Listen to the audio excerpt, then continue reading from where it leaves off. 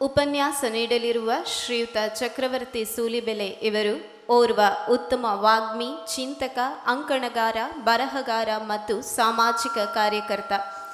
ಹಲವು ಉಪನ್ಯಾಸಗಳ ಮೂಲಕ ಭಾರತದ ಯುವ ಜನಾಂಗದಲ್ಲಿ ಅಡಗಿರುವ ಸುಪ್ತ ದೇಶಭಕ್ತಿಯನ್ನು ಹೊರತಂದು ಪ್ರೇರೇಪಿಸುವ ರಾಷ್ಟ್ರಭಕ್ತರ ಹೃದಯ ಸಾಮ್ರಾಟ್. ನೆಲ ಅಂದರೆ ಇವರಿಗೆ ವಿಶೇಷ ಪ್ರೀತಿ. ರಾಷ್ಟ್ರದ ಬಗ್ಗೆ ಚಿಂತನೆ, ಮಾತು, ಅದಕ್ಕೆ ಸಂಬಂಧಪಟ್ಟ ವಿಷಯಗಳ ಓದು, ಬರಹ ಇವರಿಗೆ ಅಚ್ಚುಮೆಚ್ಚು. ಈ ನಿಟ್ಟಿನಲ್ಲಿ ಈವರೆಗೆ ಸುಮಾರು 15 ಪುಸ್ತಕಗಳನ್ನು ಬರೆದು ಪ್ರಕಟಿಸಿದ್ದಾರೆ. ಪ್ರಸ್ತುತ ತಾವೇ ಸಂಸ್ಥಾಪಿಸಿದ ಯುವ ಬ್ರಿಗೇಡ್ ಸಂಘಟನೆಯ ಮೂಲಕ ದೇಶದ ಉನ್ನತಿಗೆ ಪೂರಕ ಕೆಲಸಗಳಲ್ಲಿ ತಮ್ಮನ್ನು ತೊಡಗಿಸಿಕೊಂಡಿದ್ದಾರೆ. ಇದೀಗ ಚಕ್ರವರ್ತಿ ಸೂಲಿಬೆಲೆಯವರಿಂದ ಮೌಲಿಕ ಉಪನ್ಯಾಸ. ಜನನೀಂ ಶಾರದಾಂ ದೇವೀಂ ರಾಮಕೃಷ್ಣಂ ಜಗದ್ಗುರುಂ ಪಾದಪದ್ಮೇ ತಯೋ ಶ್ರಿತ್ವಾ ಪ್ರಣಮಾಮಿ ಮುಹುರ್ಮುಹುಃ ರತ್ನಾಕರ ಧೌತಪದಾಂ ಹಿಮಾಲಯ ಕಿರೀಟಿನೀಂ ಬ್ರಹ್ಮರಾಜರ್ಷಿ ರತ್ನಾಢ್ಯಾಂ ವಂದೇ ಭಾರತ ಮಾತರಂ. ವೇದಿಕೆ ಮೇಲೆ ಆಸೀನರಾಗಿರುವ ಎಲ್ಲ ಆದರಣೀಯ ಹಿರಿಯರಿಗೆ, ಮಿತ್ರರಿಗೆ ಪ್ರೀತಿಪೂರ್ವಕವಾದ ನಮಸ್ಕಾರಗಳು. ಈ ಕಾರ್ಯಕ್ರಮಕ್ಕೆ ಆಗಮಿಸಿರುವ ಸದ್ಯ ಶಿಕ್ಷಕ ವೃತ್ತಿಯಲ್ಲಿರುವಂಥವರು ಮತ್ತು ಮುಂದೆ ಶಿಕ್ಷಕರಾಗಲಿರುವಂಥವರು ಅಂಥವರು ಬಂದಿದ್ದಾರೆ ಅಂತ ರವೀಂದ್ರಜಿ ಹೇಳ್ತಿದ್ರು. ನಾನು ಅವರೆಲ್ಲರಿಗೂ ಕೂಡ ಹೃತ್ಪೂರ್ವಕವಾದ ನಮಸ್ಕಾರಗಳನ್ನು ಮತ್ತು ಸ್ವಾಗತವನ್ನು ಕೋರ್ತೇನೆ. ಇವತ್ತು ಬಹಳ ವಿಶೇಷವಾದ ದಿವಸ. ಏನು ದಿವಸ ಅಂತಂದರೆ, ಮೇಡಮ್ ಅದನ್ನು ನೆನಪಿಸ್ಕೊಂಡ್ರು.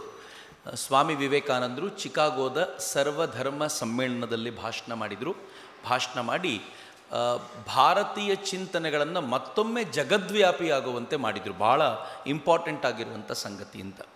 ವಿವೇಕಾನಂದರು ಹುಟ್ಟಿರುವಂಥ ಯಾವುದೇ ಒಬ್ಬ ವ್ಯಕ್ತಿಯ ಅವತಾರದ ಕಾಲಘಟ್ಟವನ್ನು ಒಂದು ಸ್ವಲ್ಪ ಯಾವಾಗಲೂ ಗಮನಿಸಬೇಕು. ಅವತಾರ ಹೆಂಗಿತ್ತು ವಿವೇಕಾನಂದರದ್ದು ಅಂತಂದರೆ, ಹೆಚ್ಚು ಕಡಿಮೆ ಭಾರತ ಮುಗಿದೇ ಹೋಗಿತ್ತು ಅನ್ನೋ ಸ್ಥಿತಿಯಲ್ಲಿತ್ತು. ಒಬ್ಬ ಕವಿ ಖಾಜಿ ನಜರುಲ್ ಇಸ್ಲಾಂ ಅಂತ, ಬಂಗಾಳಿ ಕವಿ, ಆತ ಏನು ಹೇಳ್ತಾನೆ ಅಂತಂದರೆ, ವಿವೇಕಾನಂದರ ಬಗ್ಗೆ ಹೇಳಬೇಕಾದಾಗ, ರಾಮಕೃಷ್ಣರ ಬಗ್ಗೆ ಹೇಳಬೇಕಾದಾಗ, ಜಾಗಲೆ ಭಾರತ್ ಸ್ಮಶಾನ ತೀರೆ ಅಸೀವನಾಶಿನಿ ಮಹಾಕಾಲೀರೆ ಅಂತ. ಭಾರತ ಎಲ್ಲಿ ಜಾಗೃತವಾಯಿತು ಅಂತಂದರೆ ಸ್ಮಶಾನ ತೀರದಲ್ಲಿ ಜಾಗೃತವಾಯಿತು ಅಂತ. ಇನ್ನೇನು ಮುಗದೇ ಹೋಗಿತ್ತು, ಇದರ ಕತೆ ಮುಗದೇ ಹೋಗಿತ್ತು ಅಂದ್ಕೊಂಡಾಗ ಅಲ್ಲಿ ಜಾಗೃತವಾಯಿತು ಅಂತ. ಏನು ಚಂದ ಅದು. ಆ ಸಂದರ್ಭದಲ್ಲಿ ಸ್ವಾಮಿ ವಿವೇಕಾನಂದರು ಯಾವ ಥರದ ವಾತಾವರಣ ಇತ್ತು ಅಂತಂದರೆ, ನಾವು ಅಂದ್ಕೊಳ್ತೀವಿ ಇವತ್ತಿನ ದಿನವೇ ಅತ್ಯಂತ ಕೆಟ್ಟದ್ದು ಅಂತ. ಆದರೆ ವಿವೇಕಾನಂದರ ಕಾಲಘಟ್ಟವನ್ನು ನೀವು ಒಮ್ಮೆ ನೆನಪಿಸ್ಕೊಂಡ್ರೆ ಗಾಬರಿಯಾಗಿಬಿಡ್ತೀರಾ. ಒಂದು ಕಡೆ ಬ್ರಿಟಿಷರು ಅವ್ರು ಹೇಗಿದ್ರು ಅಂತಂದರೆ, ನಮ್ಮನ್ನು ತುಳಿದು ತಮ್ಮ ಬೂಟ ಕಾಲಿನ ಕೆಳಗಿಟ್ಕೊಂಡಿದ್ರು. ನಮ್ಮ ತರುಣರಿಗೂ ಬಹಳ ಖುಷಿ, ಇಂಗ್ಲೀಷನ್ನು ಕಲಿತು ನಾವು 4 ಇಂಗ್ಲೀಷ್ನಲ್ಲಿ ಮಾತಾಡಿ ನಮ್ಮನ್ನು ಯಾರಾದರೂ ಬ್ರಿಟಿಷರು ಶಬಾಷ್ ಅಂದ್ಬಿಟ್ರೆ ಅದಕ್ಕಿಂತ ದೊಡ್ಡ ಗೌರವ ಯಾವುದೂ ಇಲ್ಲ ಅಂತ ಅಂದ್ಕೊಳ್ಳುವಂಥ ತಾರುಣ್ಯ ಇದ್ದಂಥ ಕಾಲ. ಇನ್ನೊಂದು ಕಡೆ ಇಸ್ಲಾಂ ಯಾವ ಥರ ಪ್ರಬಲವಾಗಿ ಬೆಳೆದು ನಿಂತಿತ್ತು ಅಂತಂದರೆ, ಬ್ರಿಟಿಷರು ಮುಸಲ್ಮಾನರ ತುಷ್ಟೀಕರಣ ಮಾಡ್ತಾ ಹಿಂದೂಗಳ ವಿರುದ್ಧ ಅವರನ್ನು ಎತ್ತಿ ಕಟ್ಟಿ ಹಿಂದೂಗಳು ಯಾವತ್ತೂ ಮೇಲೇಳಕ್ಕಾಗದಂತೆ ಅವರ ಗೋಣನ್ನು ಮುರಿದು ಬಿಸಾಕ್ಬಿಟ್ಟಿದ್ರು. ಈಗ ಈ ಸನ್ಯಾಸಿ ಪರಿಸ್ಥಿತಿ ನೋಡಿ. ಈತ ಒಬ್ಬ ತರುಣ, ತಾನು ಬ್ರಿಟಿಷರ ಅಡಿಯಲ್ಲಿರಲು ಒಪ್ಪದ ತರುಣ. ಎರಡನೇವನು ಈತ ಹಿಂದೂ ಧರ್ಮದ ಪ್ರತಿನಿಧಿಯಾಗಿರುವಂಥ ಪ್ರಖರವಾಗಿರುವಂಥ ಸನ್ಯಾಸಿ. ಹೇಗೆ ಬದುಕೋದು ಈ ಥರದ ಪರಿಸ್ಥಿತಿಯಲ್ಲಿ? ಆದರೆ ಇಷ್ಟೇ ಆಗಿದ್ರೆ ಮುಗಿದೋಗಿರ್ತಿತ್ತು.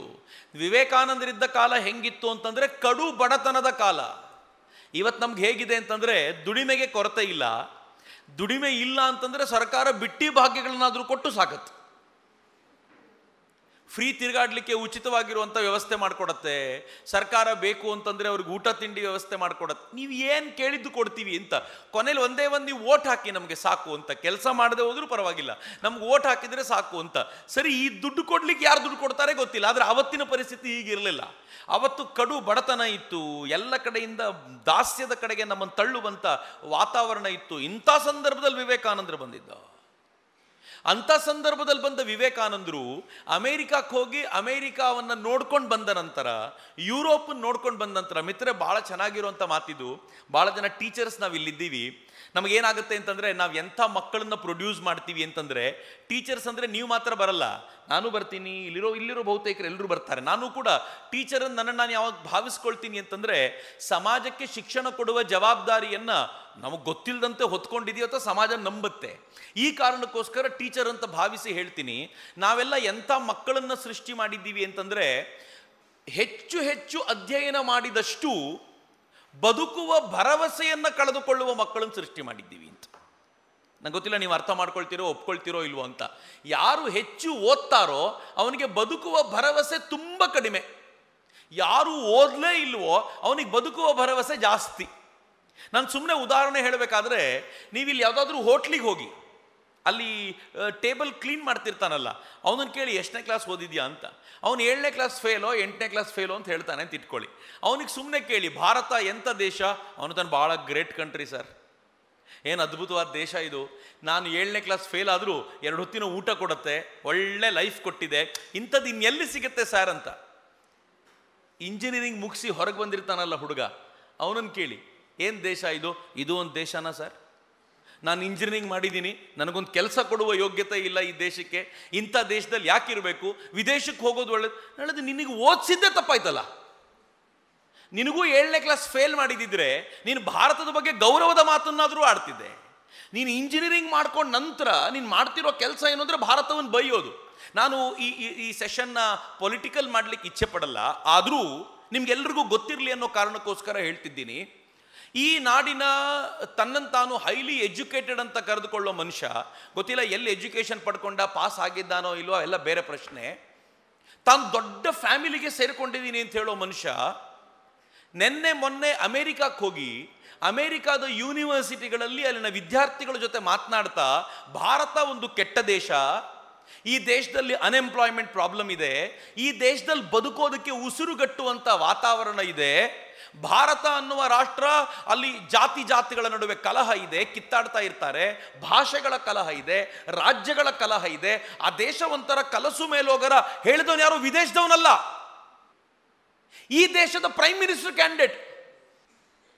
ಎಜುಕೇಷನ್ ಕೊಟ್ಟಿದ್ದೆ ತಪ್ಪಾಗೋಯ್ತಲ್ಲ.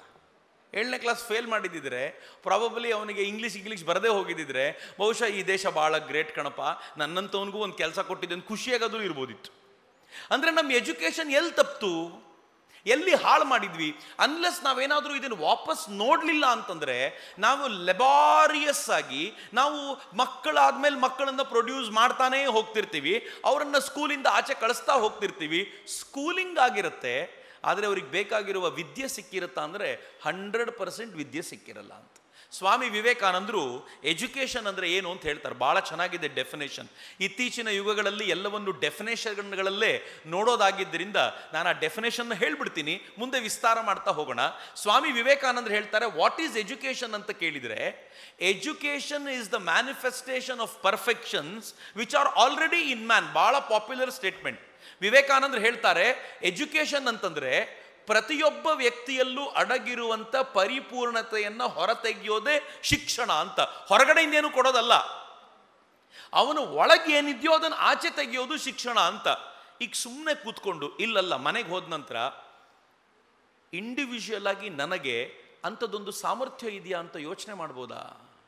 ಸುಮ್ಮನೆ ಮನೇಲಿ ಒಬ್ಬರು ಕೂತ್ಕೊಳ್ಳಿ, ನನ್ನ ವಿದ್ಯಾರ್ಥಿಯ ಒಳಗೆ ಅಡಗಿರುವಂಥ ಶಕ್ತಿಯನ್ನು ಹೊರಗೆ ತೆಗೆಯಬಲ್ಲಂಥ ಸಾಮರ್ಥ್ಯ ನನಗಿದೆಯಾ ಅಂತ ನಮ್ಮನ್ನು ಕೇಳಿಕೊಂಡ್ರೆ 99% ಜನ ನಾವು ಏನು ಹೇಳ್ತೀವಿ ಅಂತಂದರೆ, ಖಂಡಿತ ಇಲ್ಲ ಸರ್ ಅಂತ ಒಂದು ಫೈನಲ್ ಶರ ಬರಿಬೇಕಾದಂಥ ಸ್ಥಿತಿಯಲ್ಲಿದ್ದೀವಿ. ನಾನೊಂದು ಕಾಲೇಜಿನ ಒಂದು ಸ್ಕೂಲಿನ, ನಾನೇ ಓದಿದ ಶಾಲೆಯ ಮ್ಯಾನೇಜ್ಮೆಂಟ್ ಕಮಿಟಿಯ ಡೈರೆಕ್ಟರ್ ಆಗಿದ್ದೆ. ನಾನು ಡೈರೆಕ್ಟರ್ ಆಗಿದ್ದ ವರ್ಷವೇ ಮಿತ್ರ, ನಾನು ಏನು ಹೇಳ್ತಿದ್ದೆ ನಿಮಗೆ ಅಂತಂದರೆ, ಪ್ರತಿಯೊಬ್ಬ ವಿದ್ಯಾರ್ಥಿಯ ಒಳಗೂ ಕೂಡ ಅಡಗಿರುವಂಥ ಆ ಸಮರ್ಥವಾಗಿರುವಂಥ ವ್ಯಕ್ತಿತ್ವವನ್ನು ಹೊರಗೆ ತೆಗೆಯುವಂಥ ಸಾಮರ್ಥ್ಯ ನಮಗಿದೆಯಾ ಅಂತ ಕೇಳ್ಕೊಂಡ್ರೆ ಇಲ್ಲ ಅಂತ. ನಾನು ಯಾಕೆ ಧೈರ್ಯವಾಗಿ ಹೇಳಬಲ್ಲೆ ಅಂತಂದರೆ, ತುಂಬ ಜನ ಟೀಚರ್ಗಳು, ನಾನು ಆರೋಪ ಮಾಡ್ತಿದ್ದೀನಿ ಅಂತ ತಿಳ್ಕೊಳ್ಬೇಡಿ, ನಮ್ಮ ಗುಣಗಳನ್ನು ಒಂದೊಂದೇ ತೆಗೆದು ನೋಡ್ಬೋದಾಗಿರುವಂಥ ಪ್ರಯತ್ನ. ಸ್ವಾಮಿ ವಿವೇಕಾನಂದರು ನಮ್ಮಿಂದ ಏನೇನು ಎಕ್ಸ್ಪೆಕ್ಟ್ ಮಾಡಿದ್ರು ಅಂತ ನಮಗೆಲ್ಲ ಹೆಂಗೆ ಅನಿಸುತ್ತೆ ಅಂತಂದರೆ, ಒಂದು ಕೆಲಸ ಸಿಕ್ಕಿದರೆ ಸಾಕು ಅಂತ ಶುರು ಆಗಿರುತ್ತೆ. ಕೆಲಸ ಸಿಕ್ಕಿದ ನಂತರ ನಾವು ಯಾವ ಹಂತಕ್ಕೆ ಬಂದಿರ್ತೀವಿ ಅಂತಂದರೆ, ಟ್ರಾನ್ಸ್ಫರ್ ನಾವು ಹೇಳಿದ ಜಾಗಕ್ಕೆ ಆಗಬೇಕು, ಗಂಡ ಹೆಂಡತಿ ಸೆಪ್ರೇಟ್ ಆಗಿದ್ದೀವಿ, ಒಂದೇ ಜಾಗದಲ್ಲಿ ನಮ್ಗೆ ಟ್ರಾನ್ಸ್ಫರ್ ಆಗಬೇಕು, ಒಂದೇ ಕಡೆ ಇರಬೇಕು ನಾವು, ನನ್ನ ಮಕ್ಕಳಿಗೆ ಒಳ್ಳೆ ಸ್ಕೂಲ್ ಸಿಗ್ತಾ ಇಲ್ಲ ಅದಕ್ಕೋಸ್ಕರ ಇರಬೇಕು. ನಮ್ಮದು ಒಟ್ಟಾರೆ ಪ್ರಯತ್ನ ಎಲ್ಲಿಗಾಗುತ್ತೆ ಅಂತಂದರೆ, ನನ್ನನ್ನು ನಾನು ಕಟ್ಟಿಕೊಳ್ಳಿಕ್ಕೆ ಏನು ಬೇಕೋ ಅಷ್ಟರೊಳಗೆ ಸೀಮಿತವಾಗುತ್ತೆ ಹೊರತು ನನ್ನ ಎದುರಿಗಿರುವಂಥ ಒಬ್ಬ ಹುಡುಗನ ನಿರ್ಮಾಣಕ್ಕೆ ಏನು ಬೇಕೋ ಆ ಪ್ರಯತ್ನ ಮುಗಿದೇ ಹೋಗ್ಬಿಡತ್ತೆ ರೀ. ಇದು ಪ್ರತಿಯೊಬ್ಬರಲ್ಲೂ ಇರ್ಬೋದಾಗಿರುವಂಥ ಒಂದು ಸಾಮಾನ್ಯವಾಗಿರುವಂಥ ಸಂಗತಿ ಅಂತ ನನಗೆ ಯಾವಾಗಲೂ ಅನಿಸುತ್ತೆ. ಯಾಕೆ ನಾನು ಇದನ್ನು ಹಂಚ್ಕೊಳ್ತಿದ್ದೀನಿ ಅಂತಂದರೆ, ನಾನು ಆ ಡೈರೆಕ್ಟರ್ ಆಗಿರುವಾಗ ಅಲ್ಲಿ ನೋಡ್ತಿದ್ನಲ್ಲ, ಒಂದು ಟೀಚರ್ಗಳ ತಯಾರಿ ತುಂಬ ಪುವರ್ ಆಗಿರುತ್ತೆ. ಒಳಗೆ ಬಂದ ನಂತರ ಇನ್ನು ಅಧ್ಯಯನ ಮಾಡಬೇಕಾಗಿಲ್ಲ ಅಂತ ಡಿಸೈಡ್ ಮಾಡುವಂಥ ಅತ್ಯಂತ ಕೆಟ್ಟ ಸ್ಥಿತಿಗೆ ಬಂದ್ಬಿಡತ್ತೆ. ಆದರೆ ಜಗತ್ತಿನಲ್ಲಿ ಒಂದೇ ಒಂದು ಕ್ಷೇತ್ರ ನಿರಂತರವಾಗಿ ಅಧ್ಯಯನಕ್ಕೆ ಅಂತ ಯಾವುದಾದ್ರೂ ಇದ್ದರೆ ಅದು ಟೀಚರ್ ಕ್ಷೇತ್ರ ಮಾತ್ರ ಅಂತ ನಾನು ಯಾವಾಗಲೂ ಭಾವಿಸ್ತೀನಿ. ಯಾಕೆ ಅಂತಂದರೆ, ಟೀಚರ್ ಯಾರಾಗಿರ್ತಾರೋ ಅವ್ರ ಎದುರುಗಡೆ ಡಿಫ್ರೆಂಟ್ ಜನರೇಷನ್ನ ಮಕ್ಕಳು ವರ್ಷದಿಂದ ವರ್ಷಕ್ಕೆ ಬರ್ತಾ ಹೋಗ್ತಾರೆ. ಮಿತ್ರರೆ, ನಾನು ಚಿಕ್ಕವನಿದ್ದಾಗ ಅಥವಾ ನಾನು ಈಗ ಯೋಚನೆ ಮಾಡಿದ್ರೆ ನನಗನ್ಸುತ್ತೆ, ನನ್ನ ತಾತನಿಗೂ ನನಗೂ ಇದ್ದ ಜನ್ರೇಷನ್ ಗ್ಯಾಪು 2 ಜನ್ರೇಷನ್. ಒಂದು ಜನ್ರೇಷನ್ ನಮ್ಮ ಅಪ್ಪಂದು, ಇನ್ನೊಂದು ಜನ್ರೇಷನ್ ನಂದು, 2 ಜನ್ರೇಷನ್ ಗ್ಯಾಪ್. ನನ್ನ ತಂದೆಗೂ ನನಗೂ 1 ಜನ್ರೇಷನ್ ಗ್ಯಾಪ್. ಆದರೆ ಇವತ್ತು ಹೆಂಗಿದೆ ಗೊತ್ತಾ, ನನಗೂ ಮತ್ತು ನನ್ನ ಮುಂದಿನ ಪೀಳಿಗೆಯವ್ರಿಗೂ 1 ಜನ್ರೇಷನ್ ಗ್ಯಾಪ್ ಅಲ್ಲ, ನನಗೂ ಮತ್ತು ನನ್ನ ತಮ್ಮನಿಗೂ 1 ಜನ್ರೇಷನ್ ಗ್ಯಾಪ್. ಎಷ್ಟು ಸ್ಪೀಡಾಗಿ ಹೊಸ ಜನ್ರೇಷನ್ ಬೆಳೀತಿದೆ ಅಂತಂದರೆ ಆ ಜನ್ರೇಷನ್ ಕೋಪಪ್ ಮಾಡ್ಲಿಕ್ಕೆ ಸಾಧ್ಯವೇ ಇಲ್ಲ. ಮಿತ್ರರೆ, ನಾನು ಕರೋನಾ ಆದ ನಂತರ ನಾನು ಟೀಚರ್ಗಳಿಗೆ ಬರ್ಬೋದಾಗಿರುವ ಸಮಸ್ಯೆಗಳನ್ನು ಹೇಳ್ತೀನಿ. ನಾನು ಸಮಾಜ ಜೊತೆ ಕನೆಕ್ಟೆಡ್ ಇರೋದ್ರಿಂದ ಕರೋನಾ ಆದ ನಂತರ ತರುಣರಲ್ಲಿ ಉತ್ಸಾಹ ಕಳೆದೋಗಿರೋದನ್ನು ನೋಡಿದ್ದೀನಿ. ಕರೋನಾ ಆದ ನಂತರ ಕ್ಲಾಸ್ ರೂಮಲ್ಲಿ ಆಸಕ್ತಿಯನ್ನು ಕಳೆದುಕೊಂಡಿರುವಂಥ ಮಕ್ಕಳನ್ನು ನೋಡಿದ್ದೀನಿ. ಕರೋನಾ ಆದ ನಂತರ ನಾನು ಯಾವುದೇ ಸ್ಕೂಲಿಗೆ ಹೋದರೂ, ಈ ಪ್ರೈಮರಿ ಸ್ಕೂಲ್ ಲೆವೆಲ್ಲಿಗೆ ಹೋದರೆ ಟೀಚರನ್ನು ಕೇಳ್ತೀನಿ, ನಾನು ಏನು ಮಾತಾಡಬೇಕು ಈ ಮಕ್ಕಳಿಗೆ ಅಂತ ಕೇಳಿದ್ರೆ ಏನು ಹೇಳ್ತಾರೆ ಗೊತ್ತಾ? ಸರ್, 20 ನಿಮಿಷ ಕ್ಲಾಸ್ನಲ್ಲಿ ಕಾನ್ಸಂಟ್ರೇಷನ್ ಇಟ್ಟು ಕೂತ್ಕೊಳ್ಳೋದು ಹೆಂಗೆ ಅಂತ ಹೇಳ್ಕೊಡಿದ್ದೆ. 20 ಮಿನಿಟ್ಸು. ನನ್ನ ದೊಡ್ಡಪ್ಪನ ಮಗ ನನಗಿಂತ 10 ವರ್ಷ ಸೀನಿಯರ್. ಅವನು ಓದ್ತಾ ಇರಬೇಕಾದಾಗ 1 ಅವರ್ ಪೀರಿಯಡ್ ಇತ್ತು ಹೈಸ್ಕೂಲ್ನಲ್ಲಿ. ನಮ್ಮ ಅಕ್ಕ ಬಂದಾಗ 3/4 ಗಂಟೆ ಪೀರಿಯಡ್ ಬಂತು. ನಾನು ಬಂದಾಗ 40 ನಿಮಿಷದ ಪೀರಿಯಡ್ ಬಂತು. ಐ ಡೌಟ್ ಇನ್ನೊಂದು ಸ್ವಲ್ಪ ವರ್ಷ ಕಳೆದ್ರೆ 20 ನಿಮಿಷಕ್ಕೆ ಒಂದು ಪೀರಿಯಡ್ ಮಾಡಿದ್ರೆ ಯಾರೂ ಆಶ್ಚರ್ಯ ಪಡಬೇಕಾಗಿಲ್ಲ. ಯಾಕೆಂದರೆ ಮಕ್ಕಳಲ್ಲಿ 20 ನಿಮಿಷಕ್ಕೂ ಹೆಚ್ಚು ಕಾನ್ಸಂಟ್ರೇಟ್ ಮಾಡಬಲ್ಲಂಥ ಸಾಮರ್ಥ್ಯವೇ ಉಳಿದಿಲ್ಲ. ಜನ್ರೇಷನ್ ಎಷ್ಟು ವೇಗವಾಗಿ ಚೇಂಜ್ ಆಗಿದೆ ಅಂತಂದರೆ, 1 ಅವರ್ ಕ್ಲಾಸ್ ರೂಮ್ನಲ್ಲಿ ಒಂದು ಲೆಕ್ಚರ್ ಕೇಳ್ಬೋದಾಗಿರುವಂಥ ಮಕ್ಕಳಿಗೂ 20 ನಿಮಿಷಕ್ಕೂ ಕಡಿಮೆ ಸಾಮರ್ಥ್ಯ ಇರೋ ಮಕ್ಕಳ ನಿರ್ಮಾಣ ಆಗಿದೆಯಲ್ಲ. ಯಾರಿಗೆ ಈ ಮಕ್ಕಳ ಡಿಫರೆನ್ಸ್ ನೋಡುವ ಭಾಗ್ಯ ಇದೆ ಅಂದರೆ ಟೀಚರಿಗೆ ಮಾತ್ರ. ಇನ್ಯಾರಿಗೂ ಗೊತ್ತಾಗಲ್ಲ ರೀ. ಡಾಕ್ಟರ್ಗಳಿಗೆ ಗೊತ್ತಾಗಲ್ಲ, ಇಂಜಿನಿಯರಿಂಗ್ಗಳಿಗೆ ಗೊತ್ತಾಗಲ್ಲ, ಅವರಿಗೆಲ್ಲ ಅದಕ್ಕೆ ಸಮಯವೂ ಸಿಗೋದಿಲ್ಲ. ಆದರೆ ಟೀಚರ್ಗಳಿಗೆ ಮಾತ್ರ ಅವಕಾಶ ಸಿಗುತ್ತೆ. ಹೀಗಾಗಿ ಪ್ರತಿ ಜನರೇಷನ್ನನ್ನು ಹತ್ತಿರದಿಂದ ನೋಡಬಲ್ಲಂಥ ಸಾಮರ್ಥ್ಯ ಯಾರಿಗಾದರೂ ಇದ್ದರೆ ಅದು ಟೀಚರ್ಗಳಿಗೆ ಮಾತ್ರ ಇರೋದ್ರಿಂದ ನೀವು ಲಕ್ಕಿಲಿ ಒಂದು ಅದ್ಭುತವಾದ ಜಾಗದಲ್ಲಿದ್ದೀರಾ. ಆದರೆ ಕಲಿಯುವ ಭಾವನೆ ಇದ್ದರೆ ಮಾತ್ರ ಈ ಜಾಗ ಲಾಭ ಕೊಡುತ್ತೆ ಅಂತ. ಇದು ಮೊದಲನೇದು. ಇನ್ನು ಎರಡನೇದು, ನಮ್ಮಲ್ಲಿ ಬಹುತೇಕರು ಟೀಚರ್ ಆಗೇ ಬಂದಿರ್ತೀವಿ, ಟೀಚರ್ ಆಗೇ ಉಳ್ಕೊಳ್ತೀವಿ, ಟೀಚರ್ ಆಗಿ ಸಾಯ್ತೀವಿ. ಭಾರತದಲ್ಲಿ ಟೀಚರ್ಗಳಿಗೆ ಮಹತ್ವ ಇಲ್ಲ, ನಾವು ತಪ್ಪು ತಿಳ್ಕೊಂಡಿದ್ದೀವಿ.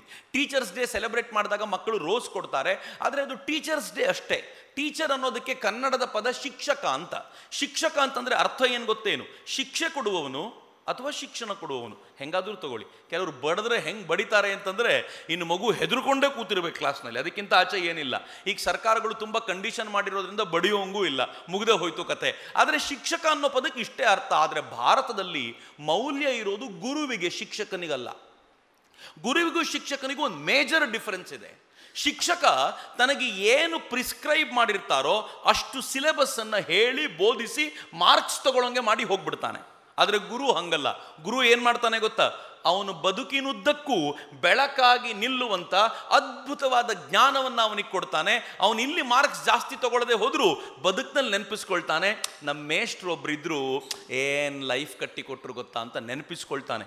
ಗುರುವಿನ ಡಿಫ್ರೆನ್ಸ್ ಅದು. ಗುರು ಅನ್ನೋ ಪದದ ಅರ್ಥ, ಶಾಸ್ತ್ರಾರ್ಥವೇ ಹೆಂಗಿದೆ ಅಂತಂದರೆ, ಗುಕಾರಸ್ತು ಅಂಧಕಾರ. ಗು ಅನ್ನೋದು ಅಂಧಕಾರವನ್ನು ಸೂಚಿಸಿದರೆ, ರುಕಾರ ಬೆಳಕನ್ನು ಸೂಚಿಸುವಂಥದ್ದು. ಯಾರು ಅಂಧಕಾರದಿಂದ ಬೆಳಕಿನತ್ತ ಕೊಂಡೊಯ್ಯಬಲ್ಲರೋ ಅವರು ಮಾತ್ರ ಗುರು ಅಂತ. ಕೇಳಲಿಕ್ಕೆ ಭಾಳ ಚೆನ್ನಾಗಿದೆ, ಸಿಂಪಲ್ ಆಗಿದೆ. ಆದರೆ ಇದರಲ್ಲಿ 3 ಮೇಜರ್ ಸಂಗತಿಗಳು ಬರ್ತವೆ. ಮೊದಲನೇದು, ಬೆಳಕಿನತ್ತ ಕರ್ಕೊಂಡು ಹೋಗಿರೋ ಮೊದಲು ಅವನು ಬೆಳಕು ನೋಡಿರಬೇಕು.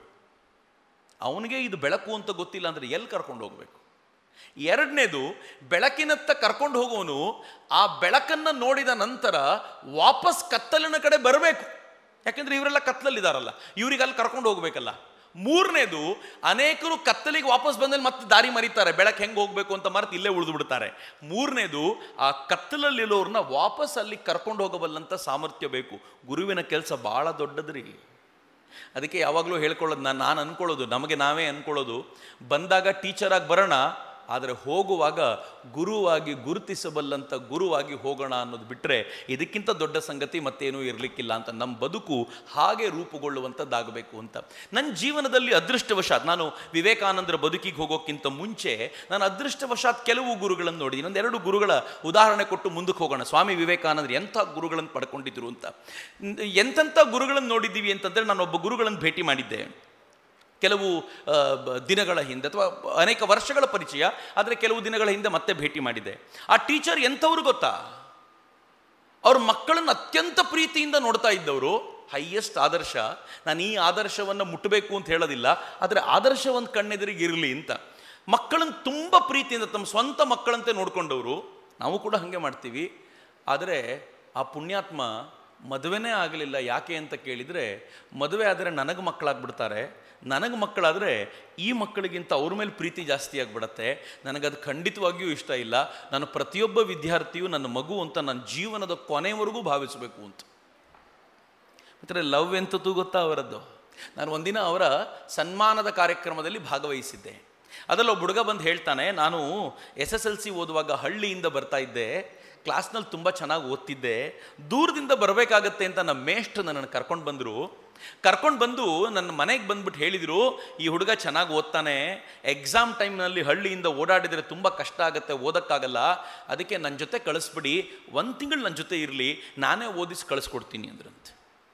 ಅಪ್ಪ ಅಮ್ಮ ಆಯಿತು ಅಂದರು. ಅವ್ರ ಹತ್ರ ಏನೂ ಕೇಳಲಿಲ್ಲ. ಇವರು ಕರ್ಕೊಂಬಂದು ಏನು ಮಾಡಿದ್ರಂತೆ ಗೊತ್ತಾ? ಹೋಟ್ಲಲ್ಲಿ ರೂಮ್ ಮಾಡಿಕೊಟ್ರಂತೆ.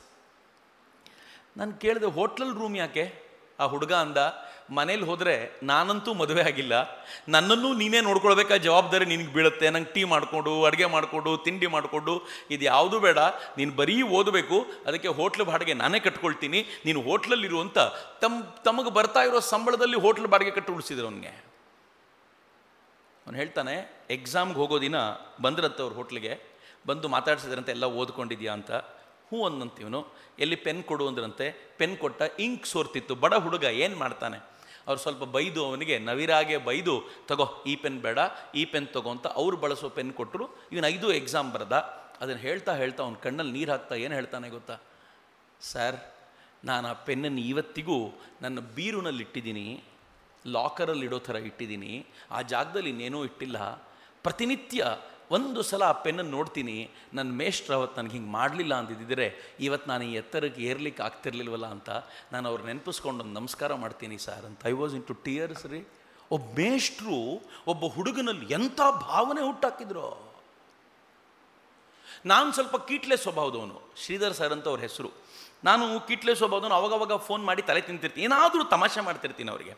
ಒಂದಿನ ನಾನು ತಮಾಷೆ ಮಾಡ್ತಾ ಹೇಳಿದೆ, ಸರ್ ನಿಮಗೆ ಮಕ್ಕಳಿಲ್ಲ, ಮದುವೆ ಆಗಿದ್ದರೆ ಮಕ್ಕಳಾಗಿರ್ತಿದ್ರು, ಈ ಇಳಿ ವಯಸ್ಸಿನಲ್ಲಿ ನಿಮ್ಗೆ ಸಹಾಯಕ್ಕಾದರೂ ಬರ್ತಾಯಿದ್ರು, ಯಾರೂ ಇಲ್ವಲ್ಲ ಸರ್ ಅಂತ ತಮಾಷೆ ಮಾಡಿದೆ. ಅವರೇನು ರಿಪ್ಲೈ ಮಾಡಲಿಲ್ಲ, ಸುಮ್ಮನೆ ಇದ್ಬಿಟ್ರು. ಒಂದು 6 ತಿಂಗಳಾದಮೇಲೆ ಒಂದು ಕಾಲ್ ಬಂತು ನನಗೆ. ಕಾಲ್ ಬಂದು ಮಾತಾಡಿ, ನಾನು ಶ್ರೀಧರ್ ಮಾತಾಡ್ತಿದ್ದೀನಿ, ನಾನು ಕಾಶಿಯಿಂದ ಮಾತಾಡ್ತಿದ್ದೀನಿ ಅಂದರು. ಏನು ಸರ್ ಅಂತಂದೆ. ನಾನು ಕಾಶಿಗೆ ಬಂದಿದ್ದೀನಿ, ಎಲ್ಲ ತೀರ್ಥಯಾತ್ರೆ ಮಾಡ್ತಿದ್ದೀನಿ, ನಾನು ಒಬ್ಬನೇ ಮಾಡ್ತಿಲ್ಲ, ನಾನು ಯಾವ್ಯಾವ ಹುಡುಗರನ್ನು ಓದಿಸಿದ್ನೋ ಅವರೆಲ್ಲರೂ ಗ್ರೂಪ್ ಮಾಡಿ ನನ್ನ ಕರ್ಕೊಂಬಂದಿದ್ದಾರೆ. ನನ್ನ ಸ್ವಂತ ಮಗ ಇದ್ದಿದ್ದರೆ ನನ್ನನ್ನು ಟ್ರೈನಲ್ಲಿ ಕರ್ಕೊಂಡು ಬರ್ತಿದ್ನೇನೋ, ಈ ಹುಡುಗರು ಟ್ರೈನು ಬಸ್ಸು ಹತ್ತಿಸ್ತಾ ಇಲ್ಲ, ಫ್ಲೈಟಲ್ಲೇ ಕರ್ಕೊಂಡು ಬರ್ತಿದ್ದಾರೆ ಚಕ್ರವರ್ತಿ. ನೀ ಹೇಳಿದ್ಯಲ್ಲ ಅವತ್ತು ಮಕ್ಕಳಿದ್ರೆ ಕರ್ಕೊಂಡು ಹೋಗ್ತಾ ಇದ್ರು ಅಂತ, ಅದಕ್ಕೆ ನೀನು ನೆನಪಾದೆ, ಈ ಮಕ್ಕಳಿಗಿಂತ ಇನ್ಯಾರು ನನಗೆ ಮಕ್ಕಳು ಅಂತ. ಏನು ಚಂದ ರೀ ಮಿತ್ರ, ಎಂತ. I know this is highest, ಇದೆಲ್ಲರಿಗೂ ಹೇಳಲಿಕ್ಕಾಗೋದಿಲ್ಲ. ಆದರೆ ತನ್ನ ಜೊತೆಗಿರುವಂಥ ವಿದ್ಯಾರ್ಥಿಯ ಒಳಗಿರುವಂಥ ಪರಿಪೂರ್ಣ ಶಕ್ತಿಯನ್ನು ಹೊರಗೆ ತೆಗಿಬೇಕು ಅಂತಂದರೆ ಯಾವ ಪರಿಯ ಆದರ್ಶದ ಔನ್ನತ್ಯ ಬೇಕು ಅಂತ. ಮಿತ್ರ, ಈ ಆದರ್ಶದ ಔನ್ನತ್ಯವನ್ನು ಹುಡುಕೊಂಡೇ ನರೇಂದ್ರ ಎನ್ನುವ ಹುಡುಗ ಊರೂರು ಸುತ್ತಾಡಿದ್ದು. ನರೇಂದ್ರ ಸಿಕ್ಕವರನ್ನ ಕೇಳ್ತಾ ಇದ್ದ. ಅವನು ಸಿಕ್ಕಾಪಟ್ಟೆ ಧಾರ್ಮಿಕ ವ್ಯಕ್ತಿತ್ವ ಚಿಕ್ಕಂದಿನಿಂದ. ಅವನು ಧ್ಯಾನಕ್ಕೆ ಕೂತ್ರೆ ಪಕ್ಕದಲ್ಲಿ ಹಾವು ಬಂದು ಕೂತ್ರೆ ಗೊತ್ತಾಗ್ತಿರ್ಲಿಲ್ಲ ಅಂತಾರೆ. ಅವ್ರ ಅಮ್ಮ ಹೇಳಿದ್ರು ಒಂದ್ಸಲ, ರಾಮ ಕಾಣಬೇಕು ಅಂತಂದ್ರೆ ತಪಸ್ಸು ಮಾಡಬೇಕು ಅಂತ. ಇವನು ಕೇಳಿದ, ತಪಸ್ಸು ಮಾಡಿದ್ರೆ ಹೆಂಗಾಗತ್ತೆ, ಏನೇನಾಗತ್ತೆ ಅಂದ್ರು, ಜಡೆ ಬೆಳೆಯುತ್ತೆ, ನಿನಗೆ ಮೈ ಮೇಲೆ ಪ್ರಜ್ಞೆ ಕಳೆದೋಗುತ್ತೆ. ಈ ಹುಡುಗ ಒಂದಿನ ಹೋಗಿ ಬಾಳೆ ತೋಟದಲ್ಲಿ ಕೂತ್ನಂತೆ, ಆಂಜನೇಯ ನೋಡ್ಬೇಕು ಇವತ್ತು ನಾನು ಅಂತ. ಬಾಳೆ ತೋಟದಲ್ಲಿ ಕೂತ ಕಣ್ಣು ಮುಚ್ಕೊಂಡು ಸ್ವಲ್ಪ ಹೊತ್ತಾದ್ಮೇಲೆ ಕಣ್ಣು ಬಿಟ್ಟು ನೋಡ್ತಿದ್ದ, ಜಡೆಗಿಡೆ ಬಂದ್ಬಿಟ್ಟಿದ್ಯಾ, ಪ್ರಜ್ಞೆ ಕಳೆದೋಗಿದ್ಯಾ ಅಂತ. ಏನೂ ಆಗಲ್ಲ ಅಂತಂದಾಗ ಅವನ ಮನೆಗೆ ವಾಪಸ್ ಬಂದ. ಆ ಥರದ ಧಾರ್ಮಿಕ ವ್ಯಕ್ತಿತ್ವ. ಆದರೆ ಕಾಲೇಜಿಗೆ ಹೋಗಬೇಕಾದ್ರೆ ಅವನಿಗೆ ಅನ್ನಿಸ್ತು, ಈ ದೇವರು ಅನ್ನೋದೆಲ್ಲ ಮೋಸ, ಎಲ್ಲರೂ ಮೋಸ ಮಾಡ್ತಾರೆ, ಎಲ್ಲ ದೇವ್ರ ಫೋಟೋ ಇಟ್ಟು ಪೂಜೆ ಮಾಡ್ತಾರೆ. ದೇವ್ರನ್ನ ನೋಡಿದವ್ರು ಯಾರಾದರೂ ಇದ್ದಾರಾ ಅಂತ ಊರೂರು ಕೇಳ್ತಾ ಇದ್ದ, ಸಿಕ್ದವ್ರನ್ನೆಲ್ಲ ಕೇಳ್ತಾ ಇದ್ದ. ಯಾರ್ಯಾರು ಪ್ರವಚನ ಮಾಡ್ತಾರೋ ಚೆನ್ನಾಗಿ, ನಿಮ್ಮ ಪ್ರವಚನ ಭಾಳ ಚೆನ್ನಾಗಿತ್ತು, ನೀವು ದೇವ್ರನ್ನ ನೋಡಿದ್ದೀರಾ ಅಂತ. ರವೀಂದ್ರನಾಥ್ ಠಾಗೂರ್ ತಂದೆ ಭಾಳ ಚೆನ್ನಾಗಿ ಹೇಳಿದ್ರು ಅವರಿಗೆ, ಬಹುಶಃ ಅವನೀಂದ್ರನಾಥ್ ಠಾಕೂರ್ ಅಂತ ಅನ್ಸುತ್ತೆ. ಅವರು ಈ ನರೇನ್ ಹುಡುಗ ಬಂದು ನೀವು ದೇವ್ರನ್ನ ನೋಡಿದ್ದೀರಾ ಅಂತ ಕೇಳಿದಾಗ ಕಣ್ಣಲ್ಲಿ ಕಣ್ಣಿಟ್ಟು ನೋಡ್ಬಿಟ್ಟು ಹೇಳಿದ್ರಂತೆ, ವಾಹ್, ನಿನ್ನ ಕಣ್ಣುಗಳಲ್ಲಿ ಎಂಥ ತೇಜಸ್ಸಿದೆ ಅಂತಂದರೆ ನೀನು ಬಯಸಿದರೆ ದೇವ್ರನ್ನ ನೋಡ್ಬೋದು ಅಂತ. ನಾನು ನೋಡಿದ್ದೀನಿ ಅಂತ ಹೇಳಲಿಲ್ಲ ಅವರು, ನೀನು ನೋಡ್ಬೋದು ಅಂತ. ಯಾರಾದರೂ ಹಸಿವಿನಿಂದ ಮನೆ ಎದುರಿಗೆ ಬಂದು ಭವತಿ ಭಿಕ್ಷಾನ್ ದೇಹಿ ಅಂತಂದರೆ ನಿನ್ನ ರಟ್ಟೆ ನೋಡಿದರೆ ನಿಂಗೆ ಬಹಳ ತಾಕತ್ತಿದೆ, ನೀನು ಬೇಕಾದರೆ ಬೆಳೆದು ತಿನ್ನಬಹುದು ಅಂತಂದರೆ ಎಷ್ಟು ಅಬದ್ಧವೋ ಅಂಥದ್ದೇ ಮಾತು ಹೇಳಿದರು. ಇವನು ಡಿಸೈಡ್ ಮಾಡ್ದ ಯಾರೂ ಇಲ್ಲ ಅಂತ. ಕೊನೆಗೆ ಯಾರೋ ಒಂದು ಅಡ್ರೆಸ್ ಕೊಟ್ಟರು, ಒಬ್ಬರೇ ಒಬ್ಬರು ದೇವರನ್ನು ನೋಡಿರೋ ಥರ ಇದ್ದಾರೆ, ಅದು ರಾಮಕೃಷ್ಣರು ಅಂತ, ಕಾಳಿ ಪೂಜಾರಿಯಾಗಿದ್ದಾರೆ, ಅವ್ರು ನೋಡ್ಕೊಂಡು ಬಾ ಅಂತ. ಇವನೇನು ಮಹಾ ಇರ್ತಾನೆ ಅಂದ್ಕೊಂಡು ಹೋಗಿದ್ದವು. ಹೋಗಲ್ಲಿ ಹೋದಾಗ ಬೆಳಕನ್ನು ಕಂಡ ಗುರುವಿನ ಸಾಮರ್ಥ್ಯ ಹೆಂಗಿರುತ್ತೆ ನೋಡಿ. ಆ ಗುರು ಏನು ಮಾಡಿದ್ರು ಗೊತ್ತಾ, ಎದುರಿಗೆ ಬಂದು ನರೇಂದ್ರ ಕೂತ್ರೆ ನರೇಂದ್ರ ನೋಡಿದ ತಕ್ಷಣ ಖುಷಿ ಆಗ್ಬಿಡ್ತು ಅವ್ರಿಗೆ. ಅಯ್ಯಯ್ಯೋ ನರೇಂದ್ರ, ಎಷ್ಟು ದಿನದಿಂದ ನಿನಗೋಸ್ಕರ ಕಾಯ್ತಿದ್ದೀನಿ ಕಣೋ, ನೀನು ಇವತ್ತು ಬರ್ತೀಯಾ ಅಂತ ದೇವಿ ಹೇಳಿಯೇ ಹೇಳಿದ್ಲು, ನೀನು ಬರಲೇ ಇಲ್ವಲ್ಲ. ಇವನು ಅನ್ಕೊಂಡೆ ಯಾರೋ ಹುಚ್ಚಿನ ಹತ್ರ ಬಂದ್ಬಿಟ್ನಲ್ಲ, ನಾನು ಫಸ್ಟ್ ಟೈಮ್ ನೋಡ್ತಿದ್ದೀನಿ, ನೀನು ಬರ್ತೀಯ ಅಂತ ಕಾಯ್ತಾ ಇದ್ದೀನಿ ಅಂತ ಹೇಳ್ತಿದ್ದಾನೆ ಅಂತಂದ್ರೆ ಹುಚ್ಚ ಅಲ್ಲದೆ ಮತ್ತೇನು, ನಾನು ಯಾವ ಹುಚ್ಚನನ್ನ ದೇವ್ರನ್ನ ಕಂಡವನು ಅಂತ ಬಂದಲ್ಲ ಅಂತ ಸ್ವಲ್ಪ ಹೊತ್ತು ಕೂತ. ಅದು ಇದು ಮಾತಾಯಿತು. ಮುಂದಿನ ಪ್ರಶ್ನೆ ಏನು ಗೊತ್ತಾ, ನೀವು ದೇವ್ರನ್ನ ನೋಡಿದ್ದೀರಾ? ರಾಮಕೃಷ್ಣರು ಮುಲಾಜಿಲ್ದೆ ಹೇಳಿದ್ರು, ಹುಚ್ಚ ಎಂಥ ಪ್ರಶ್ನೆ ಕೇಳ್ತೀಯೋ, ನಾನು ದೇವ್ರನ್ನ ನೋಡೋದ, ನಿನ್ನನ್ನು ಹೆಂಗಿಲ್ಲಿ ನೋಡ್ತಿದ್ದೀನಲ್ಲ, ಏನು ಕಾನ್ಫಿಡೆನ್ಸ್ ನೋಡಿ, ನಿನ್ನನ್ನು ಹೆಂಗಿಲ್ಲಿ ನೋಡ್ತಿದ್ದಲ್ಲ ಹಾಗೆ ಮಂದಿರದಲ್ಲಿರುವ ಕಾಳಿಯ ದರ್ಶನ ತೆಗೆದುಕೊಳ್ತೀನಿ ನಾನು, ಗೊತ್ತಾ ನಿನಗೆ ಅಂದ್ರು ಅವರು. ಆದರೆ ನರೇಂದ್ರ ನಮ್ಮ ಥರದ ಸಾಮಾನ್ಯ ವ್ಯಕ್ತಿ ಅಲ್ಲ. ಅವನ ತಕ್ಷಣ ಹೇಳ್ದ, ಹಾಗಿದ್ರೆ ನೀವು ನೋಡಿರೋ ದೇವ್ರನ್ನ ನಂಗೆ ತೋರಿಸಿ, ನೋಡ್ತೀನಿ ನಾನು ನೋಡಿದ್ದೀನಿ ಅಂತ ಹೇಳ್ಬಿಡ್ಬೋದು, ತೋರಿಸಿ ಅಂದಾಗಲೇ ಬರೋದಲ್ಲ ಬಂಡವಾಳ. ತಕ್ಷಣ ರಾಮಕೃಷ್ಣರು ಕತ್ತಲಲ್ಲಿರೋವನ್ನ ಬೆಳಕಿಗೆ ಕರ್ಕೊಂಡು ಹೋಗುವ ರೀತಿ ನೋಡಿ ತಮ್ಮ ಬಲಗಾಲನ್ನು ತೆಗೆದು ಅವನು ಎದೆ ಮೇಲೆ ಮುಟ್ಟಿದ್ರು, ಎದೆ ಮುಟ್ಟಿಸಿದ್ರು. ವಿವೇಕಾನಂದರು ಭಾಳ ಚೆನ್ನಾಗಿ ಹೇಳ್ಕೊಳ್ತಾರೆ, ಇಡೀ ಭೂಮಿ ಗಿರ್ರನೆ ತಿರುಗಿದ ಅನುಭವ, ಇಡೀ ಭೂಮಂಡಲವೇ ನನ್ನ ತಲೆಯೊಳಗೆ ಹೊಕ್ಕಿದಂಥ ಅನುಭವ ಆಯಿತು. ತಲೆ ಸುತ್ತಕ್ಕೆ ಶುರುವಾಯಿತು. ಸ್ವಲ್ಪ ಹೊತ್ತು ಏನಾಯಿತು ಅಂತ ಗೊತ್ತಾಗಿಲ್ಲ, ಎಲ್ಲ ಮರ್ತೋದೆ. ನಾನು ಕೂಗಾಡ್ಲಿಕ್ಕೆ ಶುರು ಮಾಡಿದೆ, ನನ್ನನ್ನು ಬಿಟ್ಬಿಡಿ, ನನಗೆ ಅಮ್ಮ ಇದ್ದಾರೆ, ಅಪ್ಪ ಇದ್ದಾರೆ, ನನಗೆ ಅಕ್ಕ ತಂಗಿರಿದ್ದಾರೆ, ಬಿಟ್ಬಿಡಿ ಅಂತ ಕೂಗಾಡಿದ್ರಂತೆ. ರಾಮಕೃಷ್ಣರ ಕಾಲು ತೆಗೆದು ಎದೆ ಸವರಿ, ಸದ್ಯಕ್ಕೆ ಇಷ್ಟು ಸಾಕು, ಇವತ್ತು ಮನೆಗೆ ಹೋಗು ಅಂತ ಕಳಿಸ್ಕೊಟ್ರು. ಅದರ ಮುಂದೆ ಹೆಂಗೆ ಗೊತ್ತೇನು, ರಾಮಕೃಷ್ಣರನ್ನ ಬಿಟ್ಟು ಒಂದು ಕ್ಷಣ ಇರಲಿಕ್ಕೆ ಆಗ್ತಿರ್ಲಿಲ್ಲ ಅವನಿಗೆ. ರಾಮಕೃಷ್ಣರು ಹೇಗೆ ಟ್ರೈನ್ ಮಾಡಿದ್ರು ಅಂತಂದರೆ, ನಾನು ಬಹಳ ವರ್ಷಗಳ ಕಾಲ ನರೇಂದ್ರ ಅನ್ನೋನು ವಿವೇಕಾನಂದರಾಗಿದ್ದಾರೆ ಅಂತಂದರೆ ಬಾಲ್ಯದಿಂದಲೂ ರಾಮಕೃಷ್ಣರು ಟ್ರೈನ್ ಮಾಡಿರಬೇಕು ಅಂದ್ಕೊಂಡಿದ್ದೆ. ಇಲ್ಲ ರೀ, ರಾಮಕೃಷ್ಣರು ಮತ್ತು ನರೇಂದ್ರನ ಸಂಪರ್ಕ 6 ವರ್ಷ, ನಾಟ್ ಮೋರ್ ದೆನ್ 6 years. ಆ 6 ವರ್ಷದಲ್ಲಿ 1.25 ವರ್ಷ ರಾಮಕೃಷ್ಣರಿಗೆ ಹುಷಾರಿಲ್ದೇನೆ ಇದ್ರು. ಅವರು ಸೇವೆ ಮಾಡಿಕೊಂಡೇ ಇದ್ರು, ಇರಲ್ಲ, ಪಾಠ ಮಾಡ್ಲಿಕ್ಕೆ ಏನೂ ಇರಲಿಲ್ಲ. ಆದರೆ ಈ 6 ವರ್ಷದಲ್ಲಿ ಒಬ್ಬ ವ್ಯಕ್ತಿ ಯಾವ ಥರದ ಚಿಂತನೆಗಳನ್ನು ಟ್ರಾನ್ಸ್ಫರ್ ಮಾಡಬಲ್ಲ ಅಂತಂದರೆ, ಸಾಮಾನ್ಯವಾಗಿ ಕಾಲೇಜಿಗೆ ಹೋಗ್ತಾ ಇದ್ದ ಒಬ್ಬ ಹುಡುಗನನ್ನ ವಿವೇಕಾನಂದನಾಗಿ ನಿರ್ಮಾಣ ಮಾಡಬಹುದು ಅಂತಂದರೆ ಗುರುವಿನಲ್ಲಿದ್ದದ್ದೇನು? ನರೇಂದ್ರನ ಪಕ್ಕಕ್ಕಿಡಿ, ನಾನು ಸ್ವಾಮೀಜಿ ಬಗ್ಗೆ ಮಾತಾಡೋದಿಲ್ಲ. ಆದರೆ ಒಬ್ಬ ಸಾಮಾನ್ಯ ನರೇಂದ್ರನನ್ನ ವಿವೇಕಾನಂದ ಮಾಡಬೇಕು ಅಂದರೆ ಆ ಗುರುವಿನಲ್ಲಿದ್ದ ಕ್ವಾಲಿಟೀಸ್ ಏನು? ಮಿತ್ರ, ಎಂಥ ಕ್ವಾಲಿಟಿ ಗೊತ್ತಾ? ತನ್ನ ಶಿಷ್ಯರನ್ನ ಯಾವ ಥರದ ಪ್ರೀತಿಯಿಂದ ನೋಡಿದ್ರು ಅವರು ಅಂತಂದರೆ ಆ ಪ್ರೀತಿಯನ್ನ ಇಮ್ಯಾಜಿನ್ ಮಾಡ್ಲಿಕ್ಕೆ ಸಾಧ್ಯ ಇಲ್ಲ. ಒಂದು ದಿನ ತನ್ನ ಶಿಷ್ಯರನ್ನ ಕೆಲಸಕ್ಕೆ ಬಾರದವನು ಅಂತ ದೂಷಿಸಿದ್ದಿಲ್ಲ, ಬೈದಿದ್ದಾರೆ, ತಿದ್ದುವ ಪ್ರಯತ್ನಕ್ಕೆ ಬೈದಿರೋದು.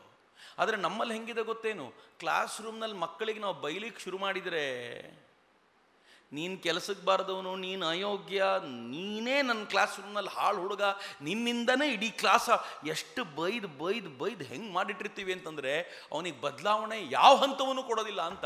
ಬೆಂಗಳೂರಿನ ಮಹಾರಾಣಿ ಅಮ್ಮಣ್ಣಿ ಕಾಲೇಜ್ ಅಂತ ಭಾಳ ಫೇಮಸ್, ಅದು MLA college, I don't remember, ಎರಡರಲ್ಲಿ ಯಾವುದಾದ್ರು ಒಂದು ಕಾಲೇಜ್ನಲ್ಲಿ ಆಗಿದ್ದ ಘಟನೆ ಇದು. ಟೀಚರ್ಸ್ಗಳೆಲ್ಲ ಸೇರಿದಾಗ ನಂಗೆ ಮಾತಾಡ್ಲಿಕ್ಕೆ ಕರೆದಿದ್ರು. ನಾನು ಈ ಥರದ ಕೆಲವು ಘಟನೆಗಳನ್ನು ಹೇಳ್ತಾ ಇದ್ದೆ. ಕೊನೆಯಲ್ಲಿ ಒಬ್ಬ ಟೀಚರ್ ಇದೊಂದು ಕತೆ ಹೇಳಿತು, ನಂಗೆ ಭಾಳ ರೋಚಕ ಅನ್ನಿಸ್ತು, ಕತೆ ಭಾಳ ಚೆನ್ನಾಗಿದೆ.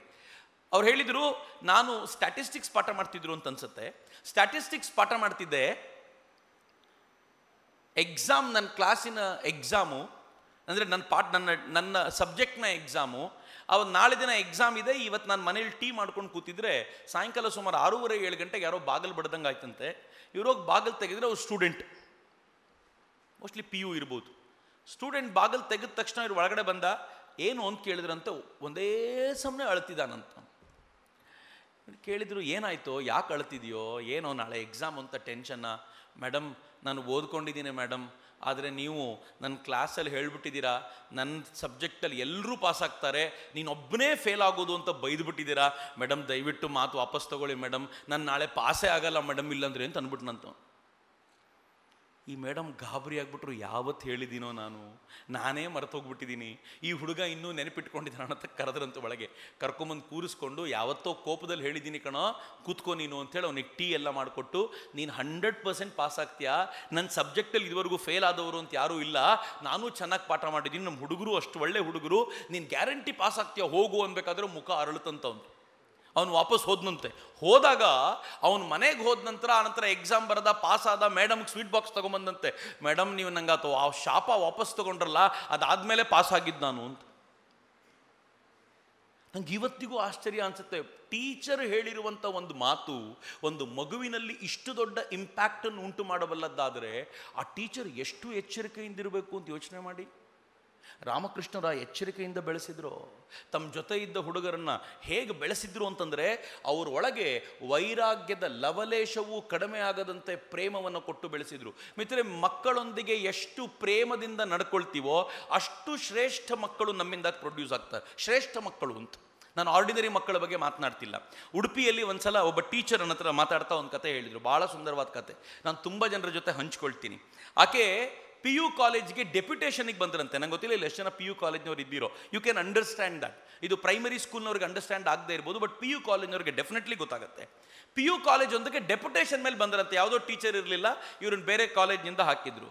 ಡೆಪ್ಯುಟೇಷನ್ಗೆ ಬಂದವರು ಪಕ್ಕದ ಉಡುಪಿಯಲ್ಲಿ ನಡೆದ ಘಟನೆ. ಉಡುಪಿಯಲ್ಲಿ ಶಿಕ್ಷಕರ ಸಮ್ಮೇಳನದಲ್ಲಿ ನನಗೆ ಒಬ್ಬರು ಹೇಳಿದಂಥ ಘಟನೆ ಇದು.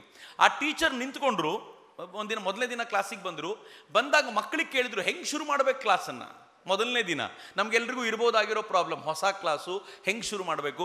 ಮೋಸ್ಟ್ ಆಫ್ ದಿ ಟೈಮ್ ಹೊಸ ಕ್ಲಾಸ್ ನಾವು ಹೆಂಗೆ ಶುರು ಮಾಡ್ತೀವಿ ಅಂತಂದರೆ, ನಾವು ಅಟೆಂಡೆನ್ಸ್ ರಿಜಿಸ್ಟರ್ ತೊಗೊಳ್ತೀವಿ, ಅವ್ರ ಹೆಸರೆಲ್ಲ ಕರೆದ್ರೆ ಹೊಸ ಕ್ಲಾಸ್ ಅರ್ಧ ಗಂಟೆ ಹೋಗ್ಬಿಡುತ್ತಲ್ಲ, ಇನ್ನು ಬಹಳ ಟೈಮ್ ಇರೋದಿಲ್ಲ ಅಂತ ಹೆಸರು ಕರೆದು ಶುರು ಮಾಡ್ತೀವಿ ಅಂತ. ಹೇಗಾದರೂ ಅರ್ಧ ಗಂಟೆ ತಳ್ಳೋ ಅಂತ ಐಡಿಯಾ ಇದು. ಸೊ ಅವ್ರೇನು ಮಾಡಿದ್ರು, ಅಟೆಂಡೆನ್ಸ್ ಮುಟ್ಲೇ ಇಲ್ಲ, I will try something new ಅಂತ ಎಲ್ಲ ಹುಡುಗರಿಗೆ ಹೇಳಿದರು, ಐ ಹ್ಯಾವ್ ಅ ಕಾಂಪಿಟೇಷನ್, ಎಲ್ಲರೂ ಈ ಕಾಂಪಿಟೇಷನ್ ಅಟೆಂಡ್ ಮಾಡಿ, ನನ್ನ ಜೀವನದಲ್ಲಿ ನಂಗೆ ತುಂಬ ಖುಷಿಯಾದ ಅಥವಾ ತುಂಬ ದುಃಖವಾಗಿರುವಂಥ ಸಂಗತಿ ಏನು ಅಂತ ಎಲ್ಲರೂ ಬರಿತೀರಾ ಅಂತ. ನೋಡೋಣ ಹುಡುಗರು ಹೆಂಗೆ ಬರೀತಾರೆ ಅಂತ ಕೇಳಿದರು. ಏನೇನೋ ಹುಡುಗರು ತಮಾಷೆ ಮಾಡ್ತಾ ಗೀಚಲಿಕ್ಕೆ ಶುರು ಮಾಡಿದರು, ಬರಿತಾ ಹೋದರು. ಎಲ್ಲವನ್ನು ಮೇಡಮ್ ಕಲೆಕ್ಟ್ ಮಾಡಿದರು. ಅವತ್ತಿನ ಪೀರಿಯಡ್ ಮುಗೀತು. She went of. ಅವ್ರು ಕ್ಲಾಸ್ ರೂಮ್ನಲ್ಲಿ ಕೂತ್ಕೊಂಡು ಒಂದೊಂದೇ ನೋಡ್ತಾ ಕೂತರಂತೆ. ಸ್ಟಾಫ್ ರೂಮ್ನಲ್ಲಿ ನೋಡ್ತಾ ಕೂತಾಗ ಎಲ್ಲ ಆರ್ಡಿನರಿ ಆಗಿತ್ತು, ಒಂದು ಮಾತ್ರ ಸ್ಪೆಷಲ್ ಆಗಿತ್ತು.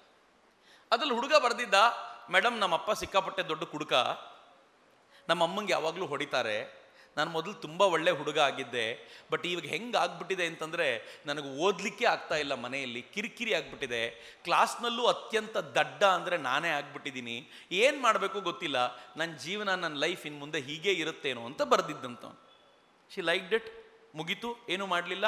ನೆಕ್ಸ್ಟ್ ಡೇ ಕ್ಲಾಸ್ ರೂಮಿಗೆ ಹೋದ್ಲು, ಏನೂ ಮಾತಾಡಲಿಲ್ಲ, ಯಾರಿಗೂ ಏನು ನೆನ್ನೆ ಬರೆದಿದ್ದೆ ಎಸ್ಸೆ ಬಗ್ಗೆ ಏನೂ ಮಾತಾಡಲಿಲ್ಲ. And she started asking some questions. ತನ್ನ ಸಬ್ಜೆಕ್ಟ್ ಮೇಲೆ ಸಿಂಪಲ್ ಕ್ವೆಶನ್ ಕೇಳೋದು. ಸಿಂಪಲ್ ಕ್ವೆಶನ್ಗೆ ಎಲ್ಲರೂ ಕೈ ಎತ್ತಿದ್ರೆ, ಅದಕ್ಕೆ ಇವನು ಕೈ ಎತ್ತಿದ್ರೆ ಬೇರೆಯವರೆಲ್ಲ ಬಿಟ್ಟು ಇವನನ್ನೇ ಕೇಳೋದು, ಈ ಪ್ರಶ್ನೆಗೆ ಉತ್ತರ ಕೊಡು ಅಂತ.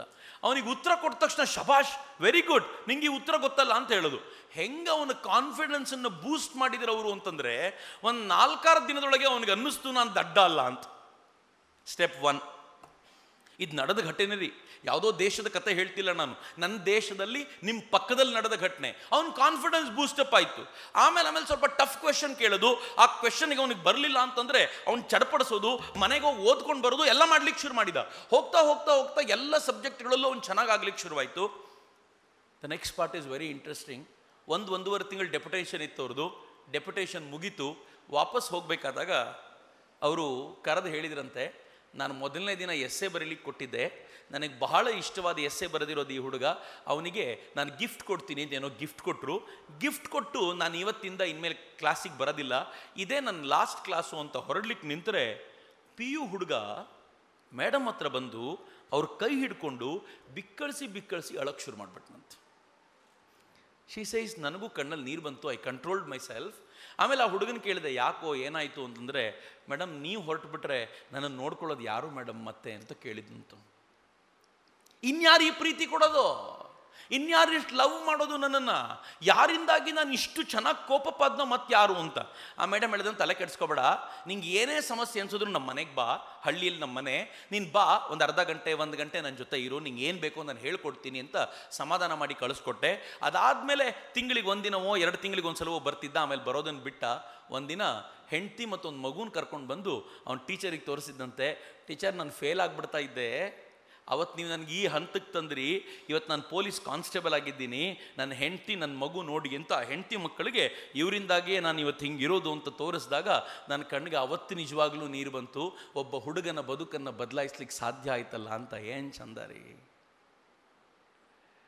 ಶಿಕ್ಷಕರ ಸಂಘದವರು ಕರೆದು ಸನ್ಮಾನ ಮಾಡೋಕ್ಕಿಂತ ವಿದ್ಯಾರ್ಥಿಗಳ ಸಂಘ 25 ವರ್ಷಗಳ ನಂತರ ಕರೆದು ಸನ್ಮಾನ ಮಾಡುತ್ತಲ್ಲ, ಅದು ನಿಜವಾದ ಸನ್ಮಾನ ಆಗಿರುತ್ತೆ ಅಂತ. ಶಿಕ್ಷಕರ ಸಂಘದ ಸನ್ಮಾನ ಭಾಳ ದೊಡ್ಡದ್ದಲ್ಲ. ನಾನು ಒಂದು ಡಿಸ್ಟ್ರಿಕ್ಟ್ ಸೆಂಟ್ರಿಗೆ, ಯಾವುದೋ ಅಂತ ಹೇಳಲ್ಲ, ಬಟ್ ಹೇಳೋದಾದರೂ ಚಿಂತೆ ಇಲ್ಲ, ಶಿವಮೊಗ್ಗಕ್ಕೆ ಹೋಗಿದ್ದೆ ನಾನು. ಭಾಳ ಹಿಂದಿನ ಕತೆ ಇದು. ಶಿವಮೊಗ್ಗಕ್ಕೆ ಹೋಗಿದ್ದಾಗ ಶಿವಮೊಗ್ಗದಲ್ಲಿ ಎಲ್ಲ ಶಿಕ್ಷಕರಿಗೆ ಸನ್ಮಾನ. ಎಷ್ಟು 250 ಜನ ಶ್ರೇಷ್ಠ ಶಿಕ್ಷಕರಿಗೆ ಸನ್ಮಾನ. ಯಾವುದಾದ್ರೂ ಜಿಲ್ಲೆಯಲ್ಲಿ 250 ಜನ ಶ್ರೇಷ್ಠ ಶಿಕ್ಷಕರಿದ್ದಾರೆ ಅಂದರೆ ಅದು ಜಗತ್ತಿನಲ್ಲೇ ಅತ್ಯಂತ ಶ್ರೇಷ್ಠ ಜಿಲ್ಲೆ ಆಗುತ್ತೆ. 250 ಜನ, ತಮಾಷೆನ. ನಾನು ಸನ್ಮಾನ ಮಾಡ್ತಾ ಮಾಡ್ತಾ ಸುಸ್ತಾಗ್ಬಿಟ್ಟಿತ್ತು ನನಗೆ. ಎಷ್ಟು ಜನಕ್ಕೆ ಸನ್ಮಾನ ಮಾಡೋದು? 10 ಜನಕ್ಕೆ ಅಂದರೆ 25 ಸಲ ಸನ್ಮಾನ ಮಾಡಬೇಕು. We had minister also on the stage. Minister ಪಕ್ಕದಲ್ಲಿ ಕೂತಿದ್ರು. ಅಷ್ಟೊತ್ತಿಗೆ ಒಬ್ಬರಿಗೆ ಸನ್ಮಾನ ಮಾಡಬೇಕಾದ್ರೆ ಇಂಟ್ರೆಸ್ಟಿಂಗ್ ಘಟನೆ. ಆ ಸನ್ಮಾನಕ್ಕೆ ತಂದುಕೊಡ್ತಾರಲ್ಲ, ಆ ತಂದುಕೊಡೋಂಥ ವ್ಯಕ್ತಿ ಇವರಿಗೆ ನಾನು ಶಾಲ್ ಹಾಕಿದ ಮೇಲೆ ಪಕ್ಕಕ್ಕೆ ಬಂದು ಅವನ ಹತ್ರ ನಿಂತ್ಕೊಂಡು, ಅಂತೂ ಬಂತ ನಿನಗೆ ಅಂದ. ಅಂತೂ ಬಂತ. ನನಗೆ ಭಾಳ ಶಾಕ್ ಅನ್ನಿಸ್ತಿದ್ದೋ. ನಾನು ಅಂತೂ ಬಂತ ಅಂತ ಹೇಳಿದ್ನಲ್ಲ ಅಂತ ನನಗೆ ಕಿರಿಕಿರಿ ಅಲ್ಲ. ಬೆಂಗಳೂರಿಂದ ಅಲ್ಲಿವರೆಗೂ ಹೋಗಿ ನೀವು ಅಂತೂ ಬಂತ ಅಂತ ಕೇಳೋದು ಅಂತಂದರೆ ಏನು ಅರ್ಥ ಅಂತ ಅವನು ಕರೆದೆ. ಯಾಕೆ ಅಂತೂ ಬಂತ ಅಂತ ಹೇಳಿದೆ ಅಂತ. ಏನಂದ ಗೊತ್ತಾ ಅವನು? ಸರ್, 5 ವರ್ಷದಿಂದ ಕ್ಲಾಸಿಗೆ ಹೋಗದೆ BO ಆಫೀಸ್ಗೆ ತಿರ್ಗಾಡ್ಕೊಂಡಿದ್ದ ಅವನು, ನಂಗೆ ಪ್ರಶಸ್ತಿ ಕೊಡಿ, ನಂಗೆ ಪ್ರಶಸ್ತಿ ಕೊಡಿ ಅಂತ. ಈ ವರ್ಷ ಫೈನಲಿ ಡಿಸೈಡ್ ಮಾಡಿದ್ವಿ, ಒಂದು ಪ್ರಶಸ್ತಿ ಅವನಿಗೆ ಕೊಟ್ಟು ಇನ್ನಾದರೂ ಕ್ಲಾಸಿಗೆ ಹೋಗು ಮಾರಾಯ ಅಂತ ಹೇಳಿಸ್ಬೇಕು ಅಂತ. ಶಿಕ್ಷಕ ಪ್ರಶಸ್ತಿ ಹೀಗೆ. ಆದರೆ ನಿಜವಾದ ಪ್ರಶಸ್ತಿ ಯಾವುದು ಗೊತ್ತಾ? ಯಾವುದೋ ಹುಡುಗ ನಡು ರಸ್ತೆಯಲ್ಲಿ ನಿಮ್ಮನ್ನು ಅಡ್ಡ ಹಾಕಿ, ಮೇಡಮ್ ನೀವು ಮರ್ತಿರಬೇಕು, ನನ್ನ ಲೈಫನ್ನು ನೀವೇ ಕಟ್ಕೊಟ್ಟಿದ್ದು ಅಂತ ಹೇಳ್ತಾನಲ್ಲ, ಅದಕ್ಕಿಂತಲೂ ಶ್ರೇಷ್ಠ ಶಿಕ್ಷಕ ಪ್ರಶಸ್ತಿ ಯಾವುದೂ ಇಲ್ಲ ಅಂತ. ಅದು ಗುರುವಾಗುವಂಥ ಶ್ರೇಷ್ಠ ಲಕ್ಷಣ ಅಂತ. ಮಿತ್ರ, ನಂಗೆ ಗೊತ್ತಿದೆ, ನಮ್ಮ ಬದುಕು ಆ್ಯಕ್ಚುಲಿ ನಮ್ಮ ಬದುಕನ್ನು ಹತ್ತಿರದಿಂದ ನೋಡೋರೇ ವಿದ್ಯಾರ್ಥಿಗಳು. ಈಗ ನಾನು ಸೋಷಿಯಲ್ ಆ್ಯಕ್ಟಿವಿಟಿಲಿ ಇದ್ದೀನಿ, ಆಯಿತು, ನನ್ನನ್ನು ನೋಡುವಂಥ ಒಂದು 50 ಜನ ಕಾರ್ಯಕರ್ತರು at any given point of time ಇರ್ಬೋದು. ಬಟ್ ನಿಮ್ಮದು ಮಜಾ ಏನು ಗೊತ್ತಾ? ಪ್ರತಿ ಕ್ಷಣವೂ ನಿಮ್ಮನ್ನು ಗಮನಿಸುವ ಸಾವಿರ ವಿದ್ಯಾರ್ಥಿಗಳು ನೋಡ್ತಾ ಇರ್ತಾರೆ. ನೀವು 2 ಕಣ್ಣುಗಳಿಂದ ಒಬ್ಬ ವಿದ್ಯಾರ್ಥಿ ನೋಡ್ತಾ ಇದ್ರೆ 120 ಕಣ್ಣುಗಳು ಏಕಕಾಲಕ್ಕೆ ನಿಮ್ಮನ್ನು ನೋಡ್ತಿರ್ತವೆ. ಒಂದು ಸಣ್ಣ ಬದಲಾವಣೆ ನಿಮ್ಮಲ್ಲಿ ಅವನಿಗೆ 1000 ಪುಟದ ಕತೆ ಹೇಳುತ್ತೆ. ನೀವು ಕೋಪಿಸ್ಕೊಂಡು ಬಂದರೆ ಅವನಿಗೆ ಗೊತ್ತಾಗುತ್ತೆ, ಗಂಡನ ಜೊತೆ ಗ್ಯಾರಂಟಿ ಜಗಳ ಆಗಿದೆ, ಬಾಯಿ ಮುಚ್ಕೊಂಡು ಕೂತ್ಕೋ, ಇವತ್ತು ಬೀಳ್ತವೆ ಸರಿಯಾಗಿ ಅಂತ 100% ಗೊತ್ತಾಗುತ್ತೆ ಅವನಿಗೆ. ಈ ಧಾರವಾಡದಲ್ಲಿ ಒಬ್ಬ ಮೇಷ್ಟ್ರು, 30 ವರ್ಷ ಎಕ್ಸ್ಪೀರಿಯನ್ಸ್ ಅವರಿಗೆ. ಅವ್ರು ನಂಗೆ ಒಂದಿನ ಹೇಳಿದವರು, ಹೆಡ್ ಮಾಸ್ಟರ್ ಆಗಿದ್ದಾಗ ಒಂದಷ್ಟು ಹುಡುಗರು ಬಂದ್ಬಿಟ್ಟು ಹೇಳಿದ್ರಂತೆ, ಮಾತಾಡ್ಕೊಂಡು ಹೋಗ್ತಾ ಇದ್ರಂತೆ, ಇವತ್ತು ನಮ್ಮ ಮೇಡಮ್ ಮಧ್ಯಾಹ್ನದ ಮೇಲೆ ರಜಾ ಹಾಕ್ತಾರೆ, ಮೇಡಮ್ ರಜಾ ಹಾಕ್ಕೊಂಡು ಹೋಗ್ತಾರೆ ಅಂತ. ಹೆಡ್ ಮಾಸ್ಟರ್ ಅಂದ್ಕೊಂಡ್ರಂತೆ ನನಗೆ ರಜೆ ಚೀಟಿ ಕೊಡಲಿಲ್ಲ, ಇವ್ರು ಯಾರಿಗೆ ಹೇಳಿ ರಜಾ ಹಾಕ್ತಾರೆ ಅಂತ ಒಬ್ಬ ಹುಡುಗನ ಕರೆದ್ಬಿಟ್ಟು ಕೋಲ್ ಹಿಡ್ಕೊಂಡ್ರಂತೆ, ಸರಿಯಾಗಿ ಹೇಳು ಮೇಡಮ್ ರಜಾ ಹಾಕ್ತಾರೆ ಅಂತ ಹೆಂಗೆ ಗೊತ್ತಾಯ್ತು ನಿನಗೆ? ಅವ್ರು ಹೇಳುವಾಗ ನಂಗೆ ಗಾಬರಿ ಅನ್ನಿಸ್ತು. ಸರ್, ಮೇಡಮ್ಮು ಓಲೆಗೆ ಜುಮ್ಕಿ ಯಾವಾಗ ಹಾಕ್ಕೊಂಡು ಬರ್ತಾರೋ ಆಗ ಹೊರಗಡೆ ಎಲ್ಲೋ ಹೋಗ್ತಾರೆ ಅಂತ ಅರ್ಥ ಸರ್, ಇವತ್ತು ಸಾಯಂಕಾಲ ಹೋಗ್ತಾರೆ ನೋಡಿ ಅಂತ. ಹೆಡ್ ಮಾಸ್ಟರ್ ಗಾಬರಿ ಅಂತಲ್ಲ. ಹೆಡ್ ಮಾಸ್ಟ್ರು ತಕ್ಷಣ ಆ ಮೇಡಮನ್ನು ಕರೆದ್ರಂತೆ. ಅವ್ರು ಮಧ್ಯಾಹ್ನ ಹೋಗೋದಿತ್ತು, ಬೆಳಗಿನ 3rd ಪೀರಿಯಡ್ಗೆ ಕರೆದ್ರಂತೆ. ಕರೆದು, ಮೇಡಮ್ ನೀವು ಮಧ್ಯಾಹ್ನ ರಜಾ ಹಾಕಬೇಕು ಅಂತಿದ್ದೀರಲ್ಲ, ಈಗಲೇ ಹೋಗ್ಬಿಡಿ, ಮಧ್ಯಾಹ್ನದವರೆಗೂ ಯಾಕೆ ಕಾಯ್ತೀರಾ? ಒಂದು ಪೀರಿಯಡ್ ಹೆಂಗಿದ್ರು ಇಲ್ಲ ಪರವಾಗಿಲ್ಲ, ಮ್ಯಾನೇಜ್ ಮಾಡ್ತೀವಿ. ಟೀಚರ್, ಸರ್ ನಿಮ್ಗೆ ಹೆಂಗೆ ಗೊತ್ತಾಯ್ತು ಸರ್ ಅಂದ್ರಂತ. ಇಡೀ ಸ್ಕೂಲ್ಗೆ ಗೊತ್ತಾಗಿದೆ, ನನಗೇನು ಗೊತ್ತಾಗೋದು ಹೋಗಿ ಅಂದ್ರಂತ ಅವರು. ನನಗಿದು ಕೇಳುವಾಗ ಅನ್ನಿಸ್ತಿತ್ತು, ಹೌದಲ್ಲ, ಇದು ಎಂಥ ವಿಶೇಷವಾದ ಸಂಗತಿ ಅಂತಂದರೆ, ನಾವು ಪ್ರತಿ ಕ್ಷಣವೂ ಇದನ್ನು ಸೂಕ್ಷ್ಮವಾಗಿ ಗಮನಿಸದೆ ಹೋದರೆ, ಎಚ್ಚರಿಕೆಯಿಂದ ಇದನ್ನು ನೋಡದೆ ಹೋದರೆ ಭಾಳ ಕಷ್ಟ ಆಗುತ್ತೆ ಅಂತ. ಬಟ್ ಈ ಎಚ್ಚರಿಕೆ ಯಾವಾಗ ಬರುತ್ತೆ ಅಂತಂದರೆ, ನಮ್ಮ ಸ್ವಾಮಿ ರಂಗನಾಥಾನಂದಜಿ ಅವರನ್ನು ಅಭಿನವ ವಿವೇಕಾನಂದರು ಅಂತಾನೆ ಕರಿತಿದ್ರು. ರಾಮಕೃಷ್ಣಾಶ್ರಮದ ಅಧ್ಯಕ್ಷರಾಗಿದ್ದರು. ಅವ್ರ ಹತ್ರ ಯಾರಾದರೂ ಟೀಚರ್ ಆಗ್ತೀನಿ ಅಂತ ಬಂದರೆ ಅವ್ರು ಕೆಲವು ಪ್ರಶ್ನೆ ಕೇಳ್ತಾ ಇದ್ರು. ಕೇಳ್ಕೊಳ್ಳಿ ಈ ಪ್ರಶ್ನೆನ, ನೀವು ಸಾಧ್ಯ ಆದರೆ ಈ ಪ್ರಶ್ನೆನ ಡೈರಿಯಲ್ಲಿ ಬರೆದಿಟ್ಕೊಳ್ಳಿ ಅಥವಾ ಮನೇಲಿ ಒಂದು ಕಡೆ ತೂಗು ಹಾಕಿಟ್ಕೊಂಡು ಇದನ್ನು ಪ್ರಶ್ನೆ ನಿಮಗೆ ಕೇಳ್ಕೊಳ್ತಾ ಇರಿ. ಮೊದಲನೇದು, do you love your subject? ಅದಕ್ಕಿಂತ ಮೊದಲನೇ ಪ್ರಶ್ನೆ ಕೇಳೋದು do you love your profession ಅಂತ. ನಿಮ್ಮ ಪ್ರೊಫೆಷನ್ ಇಷ್ಟ ಆಗುತ್ತಾ ನಿಮಗೆ? ಭಾಳ ಜನ ಟೀಚರ್ಸನ್ನು ಕೇಳಿ ನೋಡಿ, ಆಪ್ತವಾಗಿ ಮ್ಯಾನೇಜ್ಮೆಂಟನ್ನು ಕೂರಿಸ್ಕೊಂಡು ಕೇಳಬಾರ್ದು. ಮ್ಯಾನೇಜ್ಮೆಂಟ್ ಕೂರಿಸ್ಕೊಂಡಾಗ ಹ್ಞೂ ಅಂತಾರವರು, ಆಪ್ತವಾಗಿ ಕೇಳಿ, ನಿಜವಾಗ್ಲೂ ಇಷ್ಟಪಟ್ಟು ಬಂದ್ಯಾ? ಇಲ್ಲ ಸರ್, ಇಂಜಿನಿಯರಿಂಗ್ ಕಾಲೇಜ್ ಸೀಟ್ ಸಿಗಲಿಲ್ಲ, ಮೆಡಿಕಲ್ ಸಿಗಲಿಲ್ಲ, ಇನ್ನೇನು ಮಾಡೋದು, ಇದೇ ಬೆಟರ್ ಅಂದ್ಕೊಂಡು ಇಲ್ಲಿಗೆ ಬಂದೆ ಅಂತ. ಫೈನ್, ಐ ಅಗ್ರಿ, ತಪ್ಪೇನಿಲ್ಲ ಅದರಲ್ಲಿ. ನಾನೆಲ್ಲೋ ಟ್ರೈ ಮಾಡ್ತಿದ್ದೆ, ಅಲ್ಲಿ ಸಿಗಲಿಲ್ಲ, ಇಲ್ಲಿಗೆ ಬಂದೆ. ಆದರೆ ಒಂದು ಸಲ ಇಲ್ಲಿಗೆ ಬಂದ ಮೇಲೆ do you love your profession ಅಂತ ಕೇಳಿದಾಗ you have to be confident that yes I love my profession. ಆದರೆ ಪ್ರೊಫೆಷನ್ ಲವ್ ಮಾಡ್ತೀನಿ ಅಂದರೆ ಹೆಂಗೆ ಗೊತ್ತಾ? ಈಗ ನಾನು ಈ ಬದುಕನ್ನು ಆರಿಸ್ಕೊಂಡಿದ್ದೀನಿ. ಈ ಬದುಕನ್ನು ಆರಿಸ್ಕೊಳ್ಳುವಾಗ ನನಗೆ ಗೊತ್ತಿದೆ ಮಿತ್ರರೆ, ಭಾಳ ಕಷ್ಟ. ನಾನು ಯಾವ ಬದುಕಿನಲ್ಲಿ ನಡೀತೀನಲ್ಲ, ಸುಲಭದ ಬದುಕಲ್ಲ. ಯಾಕೆ ಸುಲಭದ ಬದುಕಲ್ಲ ಅಂತಂದರೆ, ನಾನು ಆಲ್ ದ ವೇ ಬೆಂಗಳೂರಿನಿಂದ ಟ್ರಾವೆಲ್ ಮಾಡ್ಕೊಂಡು ಬರ್ತೀನಿ. ಈ ಟ್ರಾವೆಲ್ ಮುಗಿಸ್ಕೊಂಡು ವಾಪಸ್ ಬೆಂಗಳೂರಿಗೆ ಹೋಗ್ತೀನಲ್ಲ, ನಂಗೆ ಗೊತ್ತಿಲ್ಲ ನನ್ನ ಹೆಲ್ತ್ ಹೆಂಗಿರುತ್ತೋ. ನಾನು ನಾಳೆ ರೆಸ್ಟ್ ತಗೊಳ್ಲಿಕ್ಕೆ ಅಲ್ಲಿಲ್ಲ, ನಾಳೆ ನಾನು ಅಲ್ಲಿಂದ ಮತ್ತೊಂದು ಕಡೆಗೆ ಹೋಗಬೇಕು, ಮತ್ತೆ 2 ದಿನ ಎಲ್ಲೋ ಪ್ರವಾಸ ಇದೆ, ಅಲ್ಲಿಂದ ಮತ್ತೊಂದು ರಾಜ್ಯಕ್ಕೆ ಬರಬೇಕು, ಅಲ್ಲಿ 3 ದಿನಗಳ ಪ್ರವಾಸ ಇದೆ, ಅಲ್ಲಿಂದ ವಾಪಸ್ ಬಂದಮೇಲೆ ಯಾವುದೋ ಒಂದು ಪುಸ್ತಕ ಬರಿತಿದ್ದೀನಿ, ಕಂಟಿನ್ಯೂ ಕೆಲಸ ಮಾಡಬೇಕು. ನಿಮ್ಗೆ 1 ದಿನದ ಪುರ್ಸೊತ್ತು ಸಿಗಲ್ಲ, 1 ಕ್ಷಣ ಸಿಗಲ್ಲ. ಮತ್ತಿಷ್ಟು ಕಷ್ಟಪಟ್ಟ ನಂತರ ದುಡ್ಡೇನಾದರೂ ಸಿಗುತ್ತಾ ಅಂತ ಕೇಳಿದರೆ ದುಡ್ಡನ್ನು ಎಕ್ಸ್ಪೆಕ್ಟ್ ಮಾಡುವಂಗೆ ಇಲ್ಲ. ನೀವು ಸಮಾಜದ ಮೇಲೆ ಪ್ರೀತಿಯಿಂದ ಈ ಕೆಲಸ ಮಾಡ್ತೀರಾ. ನಾನು ಅದನ್ನು ಯಾಕೆ ಮಾಡ್ತೀನಿ ಅಂದರೆ, because I love this profession. ನನಗೆ ಈ ಪ್ರೊಫೆಷನ್ ಮೇಲೆ ಎಷ್ಟು ಹುಚ್ಚಿದೆ ಅಂತಂದರೆ, ನನಗೆ ನೀವು 1 ನಯಾ ಪೈಸೆ ಕೊಡಲಿಲ್ಲ ಅಂದರೂ ಚಿಂತೆ ಇಲ್ಲ, ಸಾಯ್ಬೇಕಾದ್ರೆ ನನ್ನ ಜೇಬ್ನಲ್ಲಿ 1 ರೂಪಾಯಿ ಇಲ್ಲದೆ ಹೋದರೂ ಚಿಂತೆ ಇಲ್ಲ. ಆದರೆ ಹೃದಯದಲ್ಲಿ ಆನಂದ ಹೆಂಗಿರುತ್ತೆ ಅಂತಂದರೆ, ಬದುಕಿರೋಷ್ಟು ಕಾಲ ಹಿಂಗೆ ಬದುಕಿದ್ದೀನಿ ಕಣಯ್ಯ ಅನ್ನುವಂಥ ಆನಂದ ಇರುತ್ತೆ. ಐ ಲವ್ ದಿಸ್ ಪ್ರೊಫೆಷನ್, ನನಗೆ ಇನ್ನೇನೂ ಬೇಕಾಗಿಲ್ಲ ಇದರಿಂದ ಅಂತ. Do you love this profession? Do you love your profession ಅಂತ ಕೇಳುವಾಗ ಎಸ್ ಅಂತ ಹೇಳ್ತೀವಿ. ನಾನು ಕೆಲವೊಂದು ಪ್ರಶ್ನೆ ಕೇಳಿದ್ರೆ ಗಾಬರಿ ಆಗ್ಬಿಡ್ತೀರಾ. ಲವ್ ಯುವರ್ ಪ್ರೊಫೆಷನ್ ಅಂತಂದಾಗ ಹೆಂಗೆ ಗೊತ್ತಾ? ಮನೆಯಿಂದ ಆಚೆ ಬಂದ ನಂತರ ಮನೆಯಲ್ಲಿರುವಂಥ ಸಂಕಟಗಳಿಗೆ ಮನೆಯಲ್ಲಿ ಬೀಗ ಹಾಕಿ ಆಫೀಸ್ ರೂಮಿಗೆ ಬರಬೇಕು. ಸ್ಟಾಫ್ ರೂಮ್ನಲ್ಲಿ ಕೂತಾಗ ನನ್ನ ಮನೆಯ ಚಿಂತೆ ಒಂದು ಚೂರು ಯಾರ ಜೊತೆ ಡಿಸ್ಕಸ್ ಆಗ್ಲಿಕ್ಕಿಲ್ಲ. ಸ್ಟಾಫ್ ರೂಮಲ್ಲಿರೋ ಇತರರಿಗೆ ಅನಿಸ್ಬೇಕು, ನಮಗೆಲ್ಲ ಇಷ್ಟು ಪ್ರಾಬ್ಲಮ್ಮು, ಇವನಿಗೆ ಮಾತ್ರ ಯಾವತ್ತೂ ಪ್ರಾಬ್ಲಮ್ಮೇ ಇಲ್ವಲ್ಲ ಮಾರ್ಯ ಅಂತ. ನಂಗೆ ತುಂಬ ಜನ ಹೇಳ್ತಾರೆ, ಚಕ್ರವರ್ತಿ ತುಂಬ ಐಷಾರಾಮಿ ಬದುಕನ್ನು ಬದುಕ್ತಾರೆ ಅಂತ. ಯಾವ ಐಷಾರಾಮಿ ಬದುಕು? ನೀವೊಂದು ಕೈಯಲ್ಲಿ ಐಫೋನ್ ಹಿಡ್ಕೊಂಡ್ರೆ ಐಷಾರಾಮಿ ಬದುಕು ಅಂತ ಜನ ಭಾವಿಸ್ತಾರೆ. ಮಿತ್ರ, ಐಫೋನ್ ಹಿಡ್ಕೊಂಡ್ರೆ ಇವತ್ತೇನು ತರಕಾರಿ ಮಾರೋರು ಐಫೋನ್ ಹಿಡ್ಕೊಂಡಿರ್ತಾರೆ, ಭಾಳ ದೊಡ್ಡ ಸಂಗತಿ ಏನಲ್ಲ. ಇವತ್ತು ಐಫೋನ್ ಐಷಾರಾಮಿ ಬದುಕಿನ ಸಂಕೇತವೇ ಅಲ್ಲ. ಆದರೆ ಯಾಕೆ ಜನಕ್ಕೆ ಹಂಗೆ ಅನ್ಸುತ್ತೆ ಅಂತಂದರೆ, ಯಾವತ್ತೂ ಬಂದು ಮೈಕ್ ಮುಂದೆ ತಮ್ಮ ಸಂಕಟ ಹೇಳ್ಕೊಳ್ಳೋದೇ ಇಲ್ವಲ್ಲ ಅವರು. ಅವ್ರ ನೋವನ್ನು ಹೇಳ್ಕೊಳ್ಳೋದೇ ಇಲ್ವಲ್ಲ. ನೀವು ನೋವನ್ನು ಹೇಳ್ಕೊಂಡ್ರೆ ನೀವು 10 ಟೀಚರ್ಗಳಲ್ಲಿ ಒಬ್ಬರು. ನೋವನ್ನು ಮೆಟ್ಟಿ ನಿಂತು ನಾನು ನನ್ನ ಪ್ರೊಫೆಷನಿಗೋಸ್ಕರ ಕೆಲಸ ಮಾಡ್ತೀನಿ ಅಂದರೆ, ನೀವು ಎಲ್ಲರಿಗಿಂತ ಡಿಫ್ರೆಂಟ್ ಆದ 11ನೇ ಟೀಚರ್ ಅಂತ ಇರುತ್ತಲ್ಲ, ಅದು ಆಗೋದು ಯಾವಾಗ ಅಂದರೆ when you love your profession. ಅದನ್ನು ರಂಗನಾಥನಂಜಿ ಕೇಳ್ತಾ ಇದ್ದಿದ್ದು ಪ್ರಶ್ನೆ ಅಂತ. ನೀವು ವಾಪಸ್ ನಿಮ್ಮನ್ನು ಕೇಳ್ಕೊಳ್ಳಿ, do I love my profession in that sense? 2ನೇ ಪ್ರಶ್ನೆ ಅವರದ್ದು, do you love your subject? Yes sir, we love our subject ಅಂತ ಹಿಂಗೆ ಹೇಳ್ತಾರೆ ಭಾಳ ಜನ ಖುಷಿಯಿಂದ ಹೇಳ್ತಾರೆ. ತಕ್ಷಣ ನಾನು ಅವ್ರಿಗೆ ವಾಪಸ್ ಪ್ರಶ್ನೆ ಕೇಳ್ತೀನಿ, ನಿಮ್ಮ ಸಬ್ಜೆಕ್ಟಿಗೆ ಸಂಬಂಧಪಟ್ಟಂತೆ ಟೆಕ್ಸ್ಟ್ ಬುಕ್ ಬಿಟ್ಟರೆ ಇನ್ಯಾವ ಪುಸ್ತಕ ನಿಮ್ಮ ಹತ್ರ ಇದೆ ಹೇಳಿ ಅಂದರೆ, ಹಾಗೂ ಇರುತ್ತಾ ಸರ್, ಇಟ್ಕೋಬೇಕಾ ಸರ್ ಅಂತ ಒಬ್ರು ಭಾಳ ಚೆನ್ನಾಗಿ ಕೇಳಿದ್ರು ನನಗೆ. ಒಂದು ದೊಡ್ಡ ಸಭೆ, ಒಬ್ಬ ಟೀಚರು, ಸರ್ ಪುಸ್ತಕ ಬೇರೆ ಇಟ್ಕೋಬೇಕಾ ಸರ್ ಟೆಕ್ಸ್ಟ್ ಬುಕ್ ಬಿಟ್ಟರೆ ಅಂತ ಕೇಳಿದ್ರು ನನಗೆ. ಭಾಳ ಪ್ರಾಮಾಣಿಕ ವ್ಯಕ್ತಿ. ಐ ಸೆಡ್ ಅಬ್ಸಲ್ಯೂಟ್ಲಿ ಇಟ್ಕೋಬೇಕು. ಯಾಕೆ ಇಟ್ಕೋಬೇಕು ಅಂತಂದರೆ, ನೀವು ಯಾವ ಸೈನ್ಸನ್ನು ಮಕ್ಕಳಿಗೆ ಪಾಠ ಮಾಡ್ತಿರಲ್ಲ, believe me, it's most outdated science. ನೀವು ಮಕ್ಕಳಿಗೆ ಏನು ಹೇಳ್ತೀರೋ ಅದಕ್ಕಿಂತಲೂ ಬಹು ಮುಂದೆ ಹೋಗಿ ಆಗಿದೆ. ಇವತ್ತಿನ ಮಕ್ಕಳು ಜನ್ರೇಷನ್ ಗ್ಯಾಪ್ ನಿಮಗೆ ಎಷ್ಟು ಬಂದಿದೆ ಅಂತಂದರೆ, ನೀವು ಇವತ್ತು ಕಂಪ್ಯೂಟರ್ ಅಂದರೆ ಅವ್ರು ಲ್ಯಾಪ್ಟಾಪ್ ಅಂತಾರೆ, ನೀವು ಲ್ಯಾಪ್ಟಾಪ್ ಅಂದರೆ ಅವ್ರ ನಮ್ಮ ಹತ್ರ ಟ್ಯಾಬ್ ಇದೆ ಅಂತಾರೆ.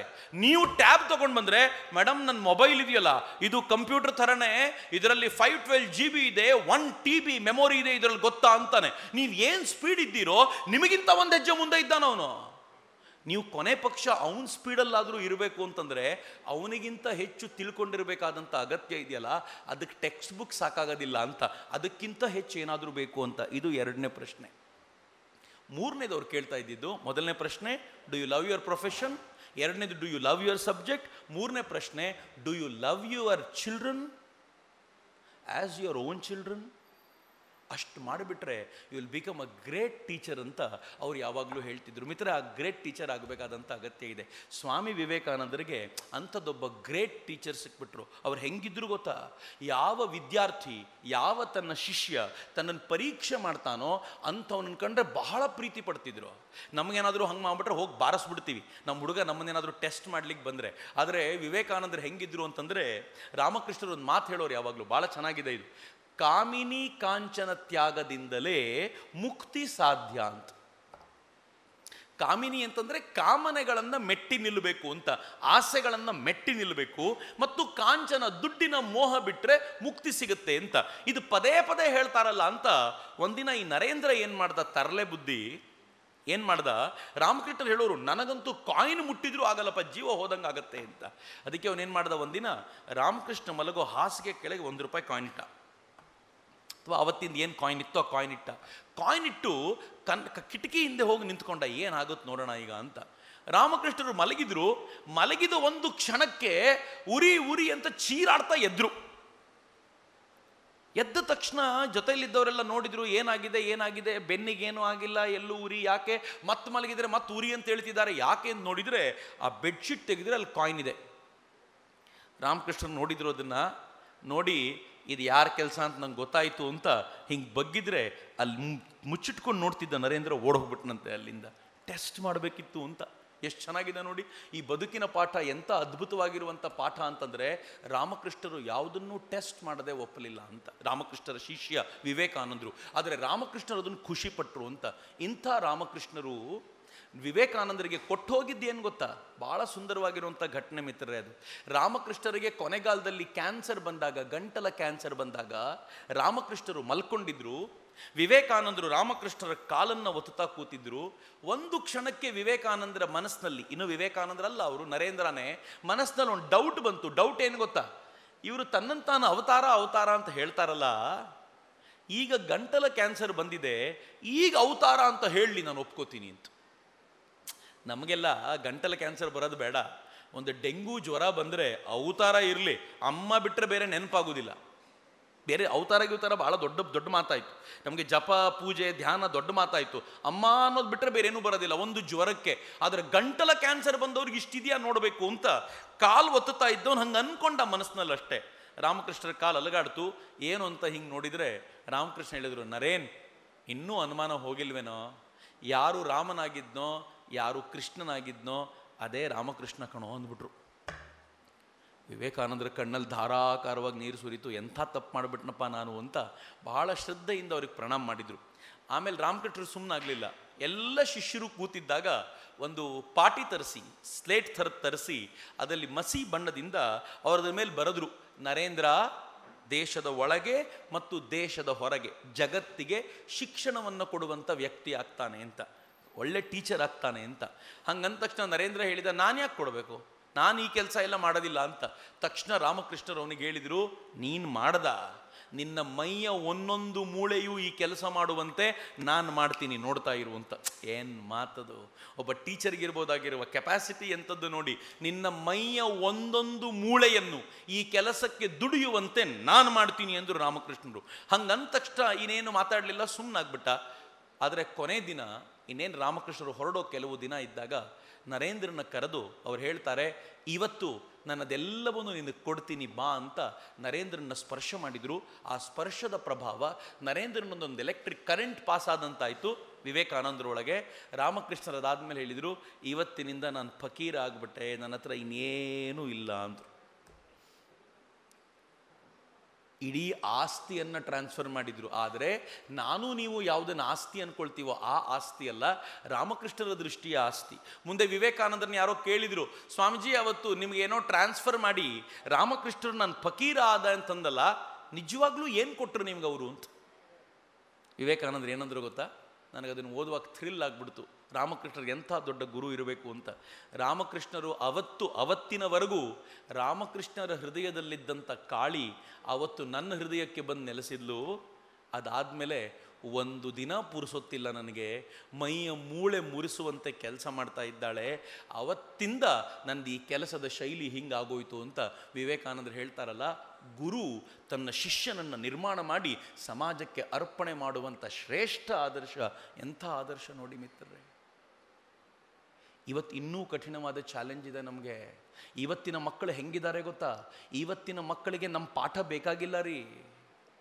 ನಂಗೆ ಹೋದರೆ ಟೀಚರ್ಗಳು ಹೇಳ್ತಾರೆ, ಮಕ್ಕಳನ್ನು ಟಿ ವಿಯಿಂದ ಬಿಡಿಸೋದು ಹೆಂಗೆ ಅಂತ ಹೇಳ್ಕೊಡಿ ಅಂತ ಒಂದು 7-8 ವರ್ಷಗಳ ಹಿಂದೆ 10 ವರ್ಷಗಳಿಂದ ಹೇಳ್ತಿದ್ರು. ಇವತ್ತೇನು ಹೇಳ್ತಾರೆ ಗೊತ್ತಾ? ಸರ್, ಮೊಬೈಲಿಂದ ಬಿಡಿಸೋದು ಹೆಂಗೆ ಅಂತ ಹೇಳ್ಕೊಡಿ ಸರ್ ಅಂತ. ಟೀಚರಿಗೆ ಸ್ಟೂಡೆಂಟನ್ನು ಬಿಡಿಸೋದಿರಲಿ, ಅವ್ರ ಮಗನಿಗೆ ಮೊಬೈಲಿಂದ ಬಿಡಿಸೋಕ್ಕಾಗ್ತಿರಲ್ಲ ಅವ್ರಿಗೆ. ಎಲ್ಲಿಂದ ಶುರುವಾಗಿರೋದು ಗೊತ್ತಾ ಇದು? ಗರ್ಭದಲ್ಲಿರುವಾಗ ತಾಯಿ ತಂದೆ ಮೊಬೈಲ್ ಎಷ್ಟು ಯೂಸ್ ಮಾಡಿದ್ದಾರಲ್ಲ, ಮಗುವಿನ ಮೇಲೆ ಅಷ್ಟು ಇಂಪ್ಯಾಕ್ಟ್ ಅದು. ಆ ಇಂಪ್ಯಾಕ್ಟ್ ಆಗಿರುವ ಮಗು ಹೆಂಗಾಗಿದೆ ಅಂತಂದ್ರೆ 5 ನಿಮಿಷಗಳ ಕಾಲ ಮೊಬೈಲ್ ಇಲ್ಲದೆ ಹೋದ್ರೆ ಆಗೋದಿಲ್ಲ. ಬೇಕಿದ್ರೆ ಅಪ್ಪ ಅಮ್ಮನ ಬಿಟ್ಟು ದೂರ ಇರ್ತೀವಿ, ಮೊಬೈಲ್ ಬಿಟ್ಟು ದೂರ ಇರೋದಿಲ್ಲ ಅಂತ ಹೇಳುವಂತ ಮಕ್ಕಳನ್ನು ನೋಡಿದ್ದೀನಿ ನಾನು. ಹೇಗಾಗಿದ್ದಾವೆ ಮಕ್ಕಳು ಅಂತಂದ್ರೆ, ಆ ಮೊಬೈಲ್ನಲ್ಲಿ ರೀಲ್ ನೋಡ್ತಾ ನೋಡ್ತಾ ನೋಡ್ತಾ ನೋಡ್ತಾ ಹೆಂಗ್ ಕಳೆದೋಗಿದ್ದಾರೆ ಅಂತಂದ್ರೆ, ಬಿಲೀವ್ ಮೀ, ಇನ್ನೊಂದು 10 ವರ್ಷದ ನಂತರ ಮುಂದಿನ ಪೀಳಿಗೆ ಏನು ಹುಟ್ಟುತ್ತಲ್ಲ, ಅವ್ರಿಗೆ ಈ ಬೆರಳು ಇನ್ನೊಂದು ಇಂಚು ದೊಡ್ಡದಾಗ್ಬಿಟ್ಟಿರುತ್ತೆ. ಅಷ್ಟು ರೀಲ್ ನೋಡಿದಾರವ್ರು. ಎವಲ್ಯೂಷನ್ ಥಿಯರಿನೇ ಹಂಗೆ. ನೀವು ಗಮನಿಸ್ತಾ ಹೋಗಿ, ಈ ಬೆರಳು ಚಿಕ್ಕದಾಗ್ಬಿಡುತ್ತೆ, ಈ ಬೆರಳು ದೊಡ್ಡದಾಗುತ್ತೆ. ಅಷ್ಟು ಸಲ ಮೊಬೈಲ್ನ ಉಜ್ಜಿದ್ದೀವಿ. ಅಂಡ್ ಯು ನೋ, ನಿಮ್ಮ ವಿದ್ಯಾರ್ಥಿಯ ಮನಸ್ಸನ್ನ ನಿಮಗಿಂತ ಚೆನ್ನಾಗಿ, ಬಹಳ ಶಾಕಿಂಗ್ ಸಂಗತಿ ಹೇಳ್ತೀನಿ ನಾನು ನಿಮಗೆ, ನಿಮ್ಮ ವಿದ್ಯಾರ್ಥಿಯ ಮನಸ್ಸನ್ನ, ನಿಮ್ಮ ಮಗನ ಮನಸ್ಸನ್ನ, ನಿಮ್ಮ ಹೆಂಡತಿಯ ಮನಸ್ಸನ್ನ, ನಿಮ್ಮ ಗಂಡನ ಮನಸ್ಸನ್ನ ನಿಮಗಳಿಗಿಂತ ಚೆನ್ನಾಗಿ ವಾಟ್ಸಪ್ ಕಂಪನಿಯ ಓನರ್ ಅರ್ಥ ಮಾಡ್ಕೊಂಡಿದ್ದಾನೆ. I am not joking. I have a book with me. ನಾನು ಫ್ರೀ ಇದ್ದಾಗೆಲ್ಲ ಅದನ್ನು ಓದ್ತಾ ಇದ್ದೀನಿ, ಮುಗಿಸ್ಬೇಕು, ನನಗೆ ತಲೆ ಕೆಟ್ಟೋಗಿದೆ ನನಗೆ ಅದನ್ನು ಓದ್ತಾ. ಮಾಸ್ಟರ್ ಆಲ್ಗಾರಿದಮ್ ಅಂತ ಬುಕ್ಕು. ಇವ್ರು ಹೆಂಗ್ ವರ್ಕ್ ಮಾಡ್ತಾರೆ ಅಂತಂದ್ರೆ, ನೀವು ಕೂತಾಗ ಈ ಮೊಬೈಲ್ನಲ್ಲಿ ಕನೆಕ್ಟೆಡ್ ಮಿತ್ರ ಬಹಳ ಚೆನ್ನಾಗಿದೆ, ಈ ವ್ಯವಸ್ಥೆಯೇ ಚೆನ್ನಾಗಿದೆ. ಗೂಗಲ್ಗೆ ವಾಟ್ಸಪ್ ಕನೆಕ್ಟೆಡ್, ವಾಟ್ಸಪ್ಗೆ ಫೇಸ್ಬುಕ್ ಕನೆಕ್ಟೆಡ್, ಫೇಸ್ಬುಕ್ಕಿಗೆ ಇನ್ಸ್ಟಾಗ್ರಾಮ್ ಕನೆಕ್ಟೆಡ್. ನಾವು ಇವುಗಳಿಂದ ಆಚೆಗಿಲ್ಲ. ಇವತ್ತು ಗೂಗಲ್ನಲ್ಲಿ ಹೋಗಿ ನೀವೊಂದು ಸರ್ಚ್ ಮಾಡಿ, ನಾನೊಂದು ಸೀರೆ ತಗೋಬೇಕು ಅಂತ ಸರ್ಚ್ ಮಾಡಿ, ಒಳ್ಳೆ ಸೀರೆ ಎಲ್ಲಿ ಸಿಗುತ್ತೆ ಅಂತ, ಅಷ್ಟೇ, ಸುಮ್ಮನಾಗ್ಬಿಡಿ. ಸ್ವಲ್ಪ ಹೊತ್ತಾದ್ಮೇಲೆ ಫೇಸ್ಬುಕ್ಕಲ್ಲಿ ಸೀರೆ ಆ್ಯಡ್ ಬರುತ್ತೆ. ಸೀರೆ ಆ್ಯಡ್ ಬಂದ ನಂತರ ನೀವು ಇನ್ಸ್ಟಾಗ್ರಾಮಿಗೆ ಹೋಗಿ ಸೀರೆ ಉಟ್ಕೊಳ್ತಾ ಇರೋ ರೀಲ್ ಬರಕ್ಕೆ ಶುರುವಾಗತ್ತೆ. ನಿಜ ರೀ. ಅವ್ರಿಗೆ ಹೆಂಗೆ ಗೊತ್ತಾಗ್ಬಿಡುತ್ತೆ ಅಂತಂದ್ರೆ, ನಿಮ್ಮ ಸೀರೆಗಳ ನಿಮ್ಮ ಇಂಟ್ರೆಸ್ಟ್ ಅನ್ನೋದನ್ನ ಅವನು ಗುರುತಿಸ್ತಾನೆ. ಯಾರ್ಯಾರು ಸೀರೆ ಮಾಡ್ತಾರೋ ಅವ್ರಿಗೆ ಕಳಿಸ್ಕೊಡ್ತಾನೆ, ಇವ್ರಿದಾರು ನೋಡಿ ಸೀರೆ ತಗೊಳ್ಳೋರು, ಮಾಡಿ ಇವರಿಗೆ ಅಂತ. ಅವನು ಹೆಂಗೆ ನಿಮ್ಮನ್ನು ಟೆಂಪ್ಟ್ ಮಾಡ್ತಾನೆ ಅಂತಂದ್ರೆ, ನೀವು ಸಂಜೆ ಒಳಗೆ ಒಂದು ಸೀರೆ ಬುಕ್ ಮಾಡಲಿಲ್ಲ ಅಂತಂದ್ರೆ ನಿಮ್ಮ ಮನಸ್ಸು ನಿಲ್ಲೋದಿಲ್ಲ ಅಂತ ಮಾಡ್ತಾನೆ. ಅಟ್ಟಕ್ಕೆ ನಿಲ್ಲಲ್ಲ. ಸ್ಮಾರ್ಟ್ ವಾಚ್ ಬಂದಿದೆ. ಈ ವಾಚ್ ನಿಮ್ಮ ಹಾರ್ಟ್ ಬೀಟ್ ರೆಕಾರ್ಡ್ ಮಾಡುತ್ತೆ. ನಿಮ್ಮ ಹಾರ್ಟ್ ಬೀಟ್ ಕಡಿಮೆ ಇದೆ ಅಂತ ಅದು ಗೊತ್ತಾಗಿದ ತಕ್ಷಣ ಫೇಸ್ಬುಕ್ಕಲ್ಲಿ ಒಂದು ಮೆಸೇಜ್ ಹಾಕತ್ತೆ, ತೋರಿಸುತ್ತದು. ಹಾರ್ಟ್ ಬೀಟ್ ಡೌನ್ ಆದರೆ ಏನೇನು ಪ್ರಾಬ್ಲಮ್ ಬರುತ್ತೆ ಅಂತ ಟೆನ್ಷನ್ ಜಾಸ್ತಿ ಮಾಡುತ್ತೆ. ನಿಮ್ಗೆ ಅನಿವಾರ್ಯವಾಗಿ ಡಾಕ್ಟರ್ ಹತ್ರ ಹೋಗಬೇಕು ಅಂತ ಅನ್ಸುತ್ತೆ. You start searching in Google, ಯಾವ ಡಾಕ್ಟರ್ ಸಿಗ್ತಾರೆ ಅಂತ. ಇಮಿಡಿಯೇಟ್ ಫೇಸ್ಬುಕ್ಕಲ್ಲಿ ಡಾಕ್ಟರ್ಗಳ ಲಿಸ್ಟ್ ಬರುತ್ತೆ. ಯಾವ ಡಾಕ್ಟರ್ ಹತ್ರ ನೀವು appointment Mitra, we are connected, ನಮ್ಗೆ ಗೊತ್ತೇ ಇಲ್ಲ ಇದು. ಈ ಸ್ಮಾರ್ಟ್ ಫೋನ್ ಎಷ್ಟು ಡೇಂಜರ್ ಅಂದರೆ, ಡೀಪ್ ಸ್ಟೇಟಿನ ಕುರಿತಂತೆ ಇತ್ತೀಚೆಗೆ ನಾನೇನೋ ಸಂಶೋಧನೆ ಮಾಡ್ತಾ ಕೂತಿರುವಾಗ ಐ ವಾಸ್ ಶಾಕ್ಡ್. ನಾನು ಇವತ್ತು ಮಾತನಾಡ್ತಿದ್ದೀನಲ್ಲ, ನನ್ನ ಮೊಬೈಲ್ನ ಮುಟ್ಲಿಲ್ಲ, ನಾನು ಇಲ್ಲೇ ಬಿಟ್ಟಿದ್ದೀನಿ. ಆದರೆ ನನ್ನ ಮೊಬೈಲ್ನ ಮೈಕ್ ಆನ್ ಆಗಿದೆ. ನಾನು ಮಾಡಿರೋದಲ್ಲ ಅದು. ಈ ಮೊಬೈಲ್ನ ಮೈಕ್ ಯಾರು ಆನ್ ಮಾಡಿದ್ದಾರೆ ಅಂದರೆ ಆ್ಯಪಲ್ ಕಂಪನಿಯವರು ಮಾಡಿಟ್ಟಿದ್ದಾರೆ. ಅವ್ರು ಏನು ಮಾಡ್ತಾರೆ ಅಂತಂದರೆ, ನಾನು ಮಾತಾಡಿರೋ ಮಾತಿನಲ್ಲಿ ಅವ್ರಿಗೆ ಬೇಕಾಗಿರುವಂಥ ಸ್ಟ್ಯಾಂಡರ್ಡ್ ವರ್ಡ್ ಸಿಗುತ್ತಾ ನೋಡ್ತಾರೆ. ಆ ವರ್ಡ್ ಸಿಕ್ಕ ತಕ್ಷಣ ಏನು ಮಾಡ್ತಾರೆ, ಅವ್ರು ಫೇಸ್ಬುಕ್ಕಿಗೆ ಹೇಳ್ತಾರೆ, ಇವನು ಇಂಥದ್ದೇನೋ ಮಾತಾಡಿದ್ದಾನೆ ನೋಡು, ಇವನು ಸಿಗ್ತಾನೆ ನಿನಗೆ ಇವತ್ತು ಅಂತ. ಫೇಸ್ಬುಕ್ಕು ಅದು ಇನ್ನೊಬ್ಬರ ಜೊತೆ ಕನೆಕ್ಟ್ ಆಗುತ್ತೆ. ಹಿಂಗೆ ಕನೆಕ್ಟ್ ಮಾಡಿ ಹೆಂಗೆ ಮಾಡ್ತಾರೆ ಅಂತಂದರೆ, ನನ್ನ ಮನಸ್ಸನ್ನು ತಮಗೆ ಬೇಕಾದಂತೆ ಮೌಲ್ಡ್ ಮಾಡಬಲ್ಲಂಥ ಸಾಮರ್ಥ್ಯವನ್ನು ಈ ಒಂದು ಸೆಟ್ ಇಟ್ಕೊಂಡಿದ್ದಾರೆ. ನಾವಿಷ್ಟು ದೊಡ್ಡ ದೇಹ, ನನ್ನ ಎದುರಿಗಿರೋ ಹುಡುಗನನ್ನು ಇಂಪ್ರೆಸ್ ಮಾಡಲಿಕ್ಕಾಗದೇ ಇರೋಷ್ಟು ವೀಕ್ ಆಗಿ ಕೂತಿದ್ದೀವಿ ಅಂತಂದರೆ, ನನ್ನನ್ನು ನಾನು ಬೈಕೋಬೇಕು, ಈ ಮೊಬೈಲ್ನ ಬೈಬೇಕು ಅಂತ ಅರ್ಥ ಆಗೋದಿಲ್ಲ ಅಂತ ಏನು ಮಾಡಬೇಕು ಹೇಳಿ ಮಿತ್ರ. ಇವತ್ತು ಬಹಳ ದೊಡ್ಡ ಚಾಲೆಂಜ್ ಇದೆ. ಕೊನೆಗೆ ನಾವು ಎಲ್ಲಿಗೆ ಬಂದು ನಿಂತ್ಕೊಳ್ತೀವಿ ಅಂದರೆ, ಮಕ್ಕಳು ಹಾಳಾಗಲಿ, ನನ್ನ ಕೆಲಸ ನಾನು ಮುಗಿಸ್ತೀನಿ, ಓದ್ರೆ ಓದ್ರಿ, ಬಿಟ್ಟರೆ ಬಿಡಲಿ. ಮುಂದಿನ ಸಮಾಜದ ಕಥೆ ಏನು? ಭವಿಷ್ಯದ ಕಥೆ ಏನು? ಯಾವ ಭಾರತವನ್ನು ವಿವೇಕಾನಂದರು ಕಷ್ಟಪಟ್ಟುಕೊಂಡು ಕಟ್ಟಿಕೊಟ್ಟಿದ್ರು, ವಿವೇಕಾನಂದರ ಅಂಥವರು ಕಷ್ಟಪಟ್ಟು ಕಟ್ಟಿಕೊಟ್ಟಿದ್ರೋ, ನಾವು ಅಷ್ಟನ್ನಾದರೂ ಉಳಿಸಬೇಕಿತ್ತು. ನಾವು ಅದನ್ನೂ ಉಳಿಸದೆ ಹಾಳಾಗೋಗಿರೋ ಭಾರತವನ್ನು ಕೊಡ್ತೀವಿ ಅಂದರೆ ಏನರ್ಥ? ನಾನು ಸುಮ್ಮನೆ ನಿಮ್ಗೆ ಹೇಳಬಲ್ಲೆ ಅಂತಂದರೆ, again if it becomes political, please excuse me. ಆದರೆ ಯೋಚನೆ ಮಾಡಿ, ಕಳೆದ ಎಲೆಕ್ಷನ್ ಸಂದರ್ಭದಲ್ಲಿ ಒಂದು ಸುಳ್ಳನ್ನು ಹೇಳಲಾಯಿತು. 400 ಸೀಟು ಬಂದರೆ ನರೇಂದ್ರ ಮೋದಿಯವರು ಸಂವಿಧಾನವನ್ನು ಬದಲಾಯಿಸ್ತಾರೆ ಅಂತ. ಎಲ್ಲಿತ್ರಿ? ಈ ಸುಳ್ಳನ್ನು ಯಾರು ಹಬ್ಬಿಸಿದ್ರು? ವಾಟ್ಸಪ್ ಗ್ರೂಪ್ಗಳಲ್ಲಿ ಹೆಂಗೆ ಹಬ್ಬೋ ಥರ ಮಾಡಿದ್ರು? ಇದು ಸುಳ್ಳು ಅಂತ ಹೇಳುವಂಥವ್ರನ್ನ ಹೆಂಗೆ ಕರ್ಬ್ ಮಾಡಲಾಯಿತು? ಅವರ ವಿಚಾರಗಳು ಹೊರಗಡೆ ಹೋಗಲಾಗದಂತೆ ಹೆಂಗೆ ತಡೆಯಲಾಯಿತು? ಈ ತಡೆಯುವ ಪ್ರಕ್ರಿಯೆ ಎಲ್ಲಿಗೆ ಬಂದಿದೆ ಅಂತಂದರೆ, ನೀವೆಲ್ಲರೂ ಪ್ರಜ್ಞಾವಂತರಾಗಿರೋದ್ರಿಂದ ಹೇಳ್ತೀನಿ, ನಂಗೆ ಗೊತ್ತಿಲ್ಲ ನೀವು ಹೆಂಗೆ ಸ್ವೀಕಾರ ಮಾಡ್ತೀರೋ ಅಂತ. ಸಮಾಜ ಎಷ್ಟು ಬದಲಾಗಿದೆ, ಎಷ್ಟು ಅದನ್ನು ಒಗ್ಗಿಸುವ ಪ್ರಯತ್ನ ಮಾಡ್ತಿದ್ದಾರೆ ಅಂದರೆ, ನಾನು ಹೈಸ್ಕೂಲಿಗೆ ಹೋಗುವಾಗ ಲವ್ ಸಿಂಬಲ್ ಬರಿಬೇಕು ಅಂತಂದರೆ ಕದ್ದು ಮುಚ್ಚಿ ಬರಿಬೇಕಿತ್ತು. ಯಾರಾದರೂ ದೊಡ್ಡವರಿದ್ರೆ ಗೊತ್ತಿರುತ್ತೆ ಅವರಿಗೆ. ಒಂದು ಲವ್ ಸಿಂಬಲ್ ಬರಿಬೇಕು, ಭಾಳ ಸಾಹಸ ಇತ್ತು ಸರ್. ಯಾವುದಾದ್ರೂ ಹುಡುಗಿನ ಅಪ್ಪಿತಪ್ಪಿ ನೋಡಿ ಲವ್ ಅಂತ ಬರೆದುಬಿಟ್ಟೆ ಅಂದರೆ ಸತ್ತೇ ಹೋಗಿರ್ತಿದ್ದೆ. ಮನೇಲಿ ಅಪ್ಪನ ಹತ್ರ ಬೀಳ್ತಿದ್ವಿ ಲವ್ ಸಿಂಬಲ್ಗೆ. ಆ ಲವ್ಗೆ ಒಂದು ಬಾಣ ಬರೆದು ಬಿಟ್ರೆ ಅಂತೂ ಸತ್ತೇ ಹೋದೆ. ಈಗ ಹೆಂಗಾಗಿದೆ ರೀ, ವಾಟ್ಸಪ್ನಲ್ಲಿ ಲವ್ ಸಿಂಬಲ್ ಸುಲಭಕ್ಕೆ ಕಳಿಸ್ತೀವಿ ನಾವು, ಟೆನ್ಷನ್ ಇಲ್ಲ ಅಂತ ಆಯ್ತಲ್ಲ. ಹೆಂಗದು ನಾರ್ಮಲ್ ಆಯಿತು? ನಾನು ಕಾಲೇಜಿಗೆ ಬಂದಾಗ, ನಾನು ತುಂಬ ಪ್ರಾಮಾಣಿಕವಾಗಿ ನಿಮ್ಮ ಜೊತೆ ಹೇಳ್ಕೊಳ್ತೀನಿ, ಕಾಲೇಜಿಗೆ ಬಂದಾಗ I came from Kannada medium. ಮೊದಲನೇ ಬಾರಿಗೆ ನಮ್ಮ ಕನ್ನಡದಲ್ಲಿ ಈ ಅಪ್ಲಿಕೇಶನ್ಸ್ ಬೇರೆ ಇರ್ತಿತ್ತು, ಇಂಗ್ಲೀಷ್ನಲ್ಲಿ ಬೇರೆ. ಮೊದಲನೇ ಬಾರಿಗೆ ಸೆಕ್ಸ್ ಅಂತ ಇತ್ತು ಅದರಲ್ಲಿ. ನನಗೆ ಏನಪ್ಪ ಸೆಕ್ಸ್ ಅಂತ ಬರೆದ್ಬಿಟ್ಟಿದ್ದಾರೆ ಇವರು ಅಂತ. ಜನ ಅಂಡರ್ಸ್ಟುಡ್ ಅದು ಲಿಂಗ ಅನ್ನೋದಕ್ಕೆ ಸೆಕ್ಸ್ ಅಂತ ಬರೀತಾರೆ ಅದರಲ್ಲಿ ಅಂತ. ನಮ್ಮ ಕಾಲದಲ್ಲಿ ಸೆಕ್ಸ್ ಅನ್ನೋ ಪದ ಉಪಯೋಗಿಸೋಂಗಿರಲಿಲ್ಲ ರೀ, ಅದು ವರ್ಜ್ಯವಾಗಿರುವಂಥ ಪದ. ಇವತ್ತು ನೋಡಿ ಎಲ್ಲ ಟೀಚರ್ಗಳೇ ಸೇರಿರುವಾಗ ನಾನು ಸೆಕ್ಸ್ ಅಂತ ಹೇಳಿದರೆ ಏನು ಅನ್ನಿಸ್ತಾ ಇಲ್ಲ ನಮಗೆ. ಇಟ್ ಈಸ್ ಕಾಮನ್ ರೀ ಈಗ ಅಂತ. ಹೆಂಗೆ ಕಾಮನ್ ಆಯ್ತು ರೀ? ಹೇಗೆ ಕಾಮನ್ ಆಯಿತು? Who did that? ಎಲ್ಲಿಂದ ಇದನ್ನು ಮಾಡಲಾಯಿತು? ನಮ್ಮ ಮಕ್ಕಳೊಳಗೆ ಇದು ಕಾಮನ್ ಸಂಗತಿ ಅಂತ ಯಾರು ಮಾಡಿದರು? ಆದರೆ ಇಲ್ಲಿಗೆ ನಿಲ್ಲಿಲ್ಲ. ದ ನೆಕ್ಸ್ಟ್ ಡೇಂಜರಸ್ ಥಿಂಗ್, ನೀವೇನಾದರೂ ಶಾಲೆಯ ಮಕ್ಕಳಿಗೆ ಅನ್ಯಾಯ ಮಾಡ್ತೀರಾ ಅಂತಾದರೆ, ನಾನು ಹೆದರಿಸೋದಲ್ಲ, ಬಟ್ ದಿಸ್ ಇಸ್ ಫ್ಯಾಕ್ಟ್, ಸಮಾಜವೇ ಹೆಂಗೆ ಡೆವಲಪ್ ಆಗುತ್ತೆ ಅಂತಾದರೆ ನಿಮ್ಮ ಮಕ್ಕಳು ಕೂಡ ಈ ಸರ್ಕಲ್ಲಿಂದ ಆಚೆ ಇರಲ್ಲ ಅಂತ ಡೇಂಜರಸ್ ಸಂಗತಿ ಬರ್ತಿದೆ. ಹೊಸ ಜಗತ್ತು ಯಾವ ಕಡೆ ಹೊರಳ್ತಿದೆ ಗೊತ್ತಾ? ಅಮೇರಿಕಾದಲ್ಲಿ ಆಗಲೇ ಭಾಳ ಕೆಟ್ಟದ್ದಾಗಿರೋ ಪರಿಣಾಮ ಆಗಿರೋದು LGBTQ ನಡುವೆ. ಭಾಳ ಜನರಿಗೆ ಗೊತ್ತೇ ಇಲ್ಲ, ಇನ್ನೂ ಕೇಳಲಿಲ್ಲ. ನಾನು ಇವತ್ತು ಹೇಳಿರ್ತೀನಿ, ನೆನ್ಪಿಟ್ಕೊಳ್ಳಿ. ಒಂದು ವರ್ಷ 2 ವರ್ಷದ ನಂತರ ನಿಮ್ಗೆ ಗೊತ್ತಾಗುತ್ತೆ ಏನಪ್ಪ ಭಾರತ ಹಿಂಗಾಗೋಯ್ತು ಅಂತ. ಅಂದರೆ ಲೆಸ್ಬಿಯನ್ಸ್, ಹೆಣ್ಣು ಹೆಣ್ಣಿನೊಂದಿಗೆ ಮದುವೆ ಆಗೋದು, ಸಂಪರ್ಕ ಇಟ್ಕೊಳ್ಳೋದು. G ಅಂದರೆ ಗೇಸ್, B ಅಂದರೆ ಬೈಸೆಕ್ಷುಯಲ್ಸ್, T ಅಂದರೆ ಟ್ರಾನ್ಸ್ಜೆಂಡರ್ಸ್, Q ಅಂದರೆ ಕ್ವೀರ್ಸ್. ಇವೆಲ್ಲವನ್ನು ಬಿಟ್ಟು ಉಳಿದವ್ರು ಯಾರು, ಇವುಗಳಿಂದ ಮೀರಿದವ್ರು ಯಾರು ಇರಬೇಕು ಅಂದ್ಕೊಳ್ತಾರೋ ಅವರುಗಳೆಲ್ಲರೂ ಕೂಡ. ಅಂದರೆ ಜಗತ್ತನ್ನು ಇವತ್ತು ಯಾವ ಕಡೆ ಕರ್ಕೊಂಡು ಬರ್ತಿದ್ದಾರೆ ಅಂತಂದರೆ, ಗಂಡು ಹೆಣ್ಣಿನ ಸಂಪರ್ಕವನ್ನೇ ಬಯಸಬೇಕು ಅಂತಲ್ಲ, ಗಂಡು ಗಂಡಿನ, ಹೆಣ್ಣು ಹೆಣ್ಣಿನ ಸಂಪರ್ಕ ಬಯಸಿದ್ರು ಆಶ್ಚರ್ಯ ಪಡಬೇಕಾಗಿಲ್ಲ, ಅಥವಾ ಅದು ಸರಿಯಾಗಿದೆ ಅಂತ ಹೇಳಬೇಕು ಅಂತ. ಇಟ್ ಈಸ್ ನಾಟ್ ಅಬ್ನಾರ್ಮಲ್, ಇದನ್ನು ಒಪ್ಪಿಕೊಳ್ಳಬೇಕು ಅಂತ ಹೇಳುವಂಥ ಹೊಸ ವಾದ ಶುರುವಾಗಿದೆ. ಈ ವಾದ ಹೆಂಗೆ ಬೆಳೆದಿದೆ ಗೊತ್ತಾ? ಬೆಂಗಳೂರಿನಲ್ಲಿರುವಂಥ most of the MNCs, multinational ಕಂಪನಿಗಳು ವರ್ಷಕ್ಕೆ 7-8 ಕಾರ್ಯಕ್ರಮ LGBTQಗಳಿಗೋಸ್ಕರ ಮಾಡಬೇಕು ಅಂತ ಕಂಪಲ್ಸರಿ ಆಗಿದೆ. ದುಡ್ಡು ಬರುತ್ತೆ ಅದಕ್ಕೋಸ್ಕರ ಅವರಿಗೆ. ಬೆಂಗಳೂರಿನಲ್ಲಿ ನಾನು ಆಶ್ಚರ್ಯಪಟ್ಟಿದ್ದೀನಿ, ಇತ್ತೀಚೆಗೆ LGBTQ ಡೇ ಅಂತ ಮಾಡ್ತಾರೆ. ಆ LGBTQ 300-400 ಜನ, 500-600 ಜನ ಬೀದಿಗೆ ಬಂದು ಅವ್ರ ಪರವಾಗಿ ಘೋಷಣೆಗೆ ಹೋಗ್ತಾರೆ ಬೆಂಗಳೂರಿನಲ್ಲಿ. I am not speaking of New York. ಮಿತ್ರ, ಇನ್ನು 2 ವರ್ಷ ನಾನು ತುಂಬ ಆಪ್ಟಿಮಿಸ್ಟಿಕ್ ಆಗಿ ಹೇಳ್ತಿರೋದು. ಆದರೆ ಇವ್ರು ಹೋಗ್ತಾ ಇರುವಂಥ ಸ್ಪೀಡ್ ಹೆಂಗಿದೆ ಅಂತಂದರೆ, 6 ತಿಂಗಳು 1 ವರ್ಷದೊಳಗೂ ಪುತ್ತೂರಿನಲ್ಲೂ ಕೂಡ ಯಾರೋ ಒಂದು 50 ಜನ ಸೇರಿಕೊಂಡು ನಾವು LGBTQಗಳು ಅಂತ ಹೇಳ್ಕೊಂಡು ಒಂದು ಮೆರವಣಿಗೆ ಮಾಡಿದ್ರೆ ನೀವು ಯಾರೂ ಆಶ್ಚರ್ಯ ಪಡಬೇಕಾಗಿಲ್ಲ. ಅಷ್ಟು ಕಾಮನ್ ಮಾಡುವಂಥ ಪ್ರಯತ್ನ ಮಾಡ್ತಿದ್ದಾರೆ. ಎಲ್ಲಿಗೆ ಬಂದ್ವಿ ನಾವು? ಯಾವ ಮೌಲ್ಯಗಳನ್ನು ಉಳಿಸೋದು? ಅಕಸ್ಮಾತ್ ನಾವು ನಮ್ಮ ಮಕ್ಕಳನ್ನ ಸಂಪ್ರದಾಯಬದ್ಧವಾಗಿ ಅವರನ್ನು ಭಾರತೀಯತೆಗೆ ಹತ್ತಿರವಾಗಿ ಬೆಳೆಸಲಿಲ್ಲ ಅಂತಂದರೆ, ಯಾವುದು ಇವತ್ತು ಅಮೇರಿಕಾ ನುಂಗ್ ಹಾಕ್ತಾ ಇದೆಯೋ ಆ ನುಂಗ್ತಾ ಇರೋ ರಾಕ್ಷಸನಿಗೆ ಭಾರತವನ್ನು ನುಂಗೋದು ಬಹಳ ಟೈಮ್ ಹಿಡಿಯಲ್ಲ. ಯಾವ ಮೌಲ್ಯ ಭಾರತದಿಂದ ಕಳೆದು ಹೋದ ನಂತರ ಆ ಮೌಲ್ಯದ ಪುನರ್ಸ್ಥಾಪನೆಗೆ ಅಮೆರಿಕಕ್ಕೆ ಹೋಗಿ ವಿವೇಕಾನಂದರು ಬಂದು ಇಲ್ಲಿನ ತರುಣರಿಗೆ ಜಾಡಿಸಿ ಒದ್ದು 7 ಮೇಲೆ ಅಂದ್ರು, ನನ್ನ ಭಾರತಕ್ಕೆ ಒದಿಸ್ಕೊಳ್ಳಿಕ್ಕೂ ಯಾರೂ ಇಲ್ಲದೆ ಇರೋ ಸ್ಥಿತಿ ನಿರ್ಮಾಣ ಆದರೆ ಆಶ್ಚರ್ಯಪಡಬೇಕಾಗಿಲ್ಲ ರೀ ಮಿತ್ರರೆ. ಗಂಭೀರವಾದ ಸ್ಥಿತಿಯಲ್ಲಿ ನಾವಿದ್ದೀವಿ. ಹೀಗಾಗಿ ನಾವು ತುಂಬ ಎಚ್ಚರಿಕೆಯಿಂದಿರಬೇಕು.